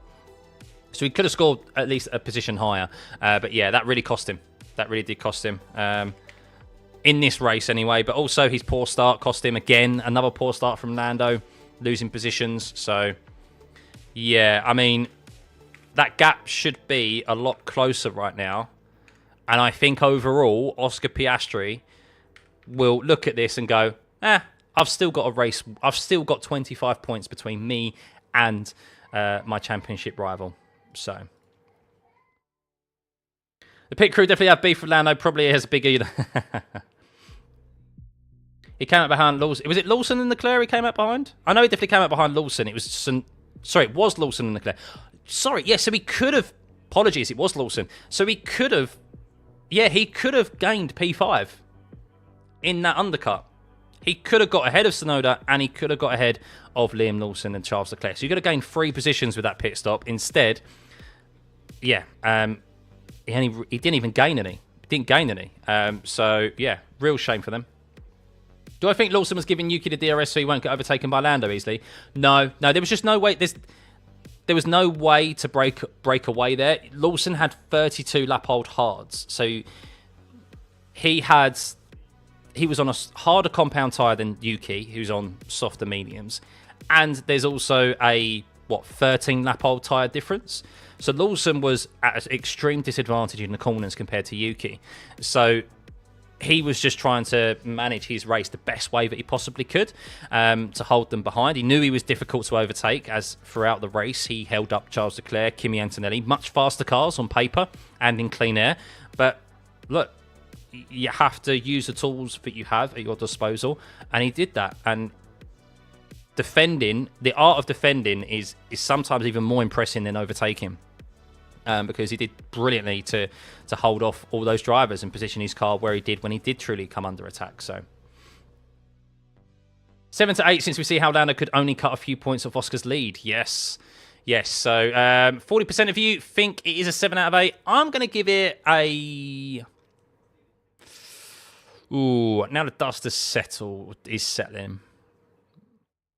I'm going to give it a 6, to be honest with you. Yeah, I think we've seen much better races at Baku. I think last year's race was better at Baku, to be honest with you, than this year's.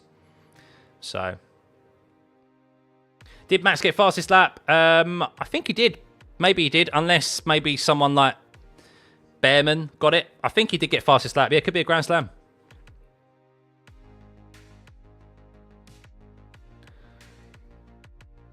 Lando gained less points to Oscar today than Lando Oscar 1-2. Yeah. How were the driver standings? Yeah, we'll have a look at the driver standings again. Here we go. So that is the current standings. So there's 25 points exactly between Piastri and Lando Norris at the moment. Max Verstappen is 69 points behind Piastri, I think, if my maths is correct there. So look, he theoretically, mathematically, is still win this race. But if we look at the tracks that are coming up, we've got Singapore coming up. I said this prior to Monza, and I'll maybe go back and clip it. But I said this prior to Monza, that the low downforce circuits are the tracks where Max is and the Red Bull is going to be strongest. The ones which require more downforce, he's going to be more weaker. So Singapore we have next, then we have Circuit of the Americas, then we have Mexico, then we have Brazil, Vegas, Qatar, Abu Dhabi. So I think Las Vegas now is probably the only track where he'll probably have an opportunity at winning again comfortably, performance-wise, outright over the McLarens. Because I think the McLarens, their strength of the tyres and their where downforce is more prevalent and required, like Singapore, like Kota, Brazil, Qatar. That's where they're going to be strong, and Abu Dhabi as well with the tyres. That's where they're going to be strong. Damn, he's going to struggle in Singapore championship charge over. 69, nice. Thank you for doing the live race coverage on my birthday. We all appreciate it and hope you have an amazing rest of your day. Thank you, buddy. Yeah, loved it. Absolutely loved it, guys. Oscar is lucky to get away with only 9 points lost to Lando in his 2 bad races. Very much so, crazy. Yeah, very much so. Yeah, he'll be sitting back, just like he was with qualifying yesterday, seeing Lando only qualify 7th. I mean, McLaren could have got... I mean, I can see Twitter now. There's going to be so many people going, it's a conspiracy. They really don't want Lando to win the championship because that's the second race weekend in a row where they've done a poor pit stop for him that's cost him positions or whatever. And I mean, in fairness, when you do look at the list, Oscar has had much quicker pit stops than Lando Norris has over the average of the season. And, I mean, that is 2 race weekends in a row where Lando's had 2 front wheel gun failures, pretty much. So, I will be leaving shortly, Renault. Yeah, I will be leaving shortly. I missed how Max and George pitted and still got ahead of Sainz. So, George just about did the overcut. He built up enough of a gap in clean air to get ahead of Sainz. Max was so far ahead of everyone. He had 39-second advantage over George Russell. So he was nearly 2 pit stops ahead of George Russell and Carlos Sainz. So thank you, Taco. Las Vegas and Qatar, I think Red Bull will be competitive to the McLarens. Maybe Vegas, I think definitely. Qatar, more downforce is required. It's a superbike circuit. It's not really, you need downforce there. So anywhere where there's downforce required, like you're moving away from the low downforce package, the skinny rear wing. Vegas is like the only track where he's going to get that. Kota, you need downforce, more of a medium downforce package. He's going to suffer more. And especially those sort of circuits, we've seen tyre deg be an issue. And we know that's the weakness of the Red Bull. So, but what Max has done this year and what he showcased this year, if you look back at any time the Red Bull has been able to be anywhere near competitive to the McLarens, Max has pretty much won or he's come second. So that just shows that if the car is underneath him, as we've seen the last few seasons, if the car is underneath him, he would be 100% up there, probably leading the World Championship. So, and I do understand why people say he's the best driver on the grid, because that's what the best drivers do. So,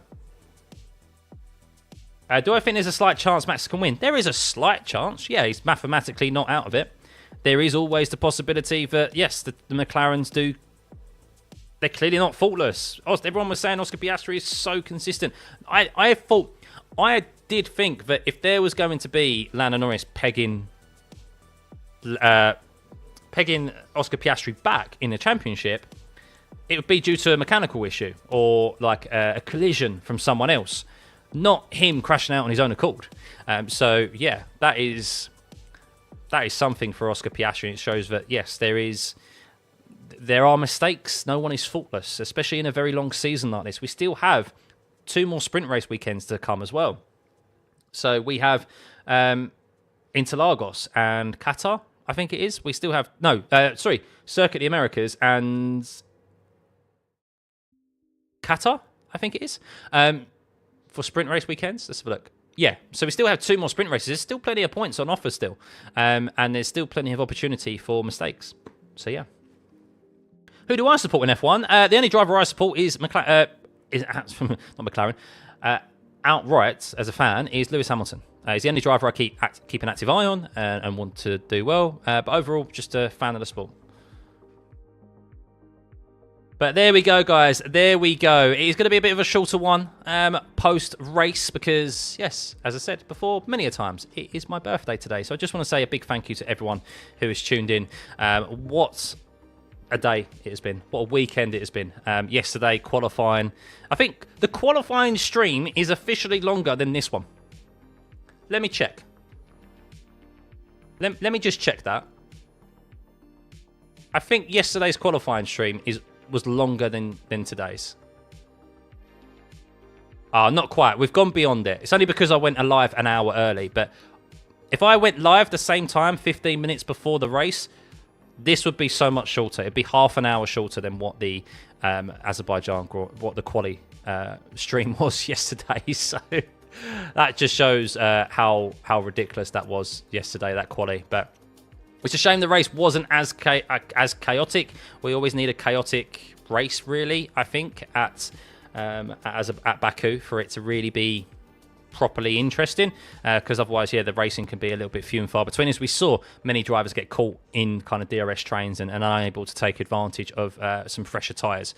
But yeah, yesterday really did spice it up, and today, yeah, there was still some spice in it, especially at the start of Oscar Piastri. But overall, yeah, racing a little bit too and far between, but some very, very good drives out there. Thank you, Pub. Much appreciated. Makes by far the best driver on the grid. The man has even additional capacity to get his GT3 license. Yeah. Any sim racing stuff on mobile other than Real Racing 3? I don't know. I think iRacing is releasing something soon, to be honest with you. So. But yeah, thank you guys. Let's change scene.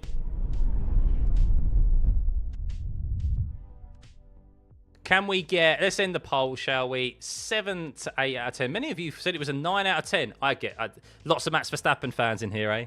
Who called that a 9 out of 10. Or maybe you're a Carlos Sainz fan. Or a Liam Lawson fan. There's many a reason to say why that was a 9 or 10 out of 10. I get that. Personally, I wanted a bit more racing, a bit more overtaking. But there wasn't, it was very difficult to do so. But yeah, thank you as always, guys. Have a lovely rest of your Sunday. I will do a debrief. I'll try and do that debrief tomorrow. We will take stock of everything that has occurred. Of course, you can always tune into the Missed Apex podcast and tune into those later on this evening, or listen to them on Spotify for your or iTunes for your Monday morning commute. But yeah, I will go live tomorrow to take stock of everything and see what has been said, of course, and yeah, give you guys an update on how my lamb roast dinner is today. But thank you for all of the subs, the gifted, by the way. And one last time, on your way out, hit that subscribe button if you haven't already. Can we get this stream to over 3,000 likes? Oh, only need less than 250 likes. If you haven't done so yet, big thank you. And we will see you tomorrow, hopefully. The shirt didn't quite work, but I wouldn't say it necessarily put a curse on them. But there we go. I'm leaving it at that. Thanks, guys. We'll see you in a week. Bye.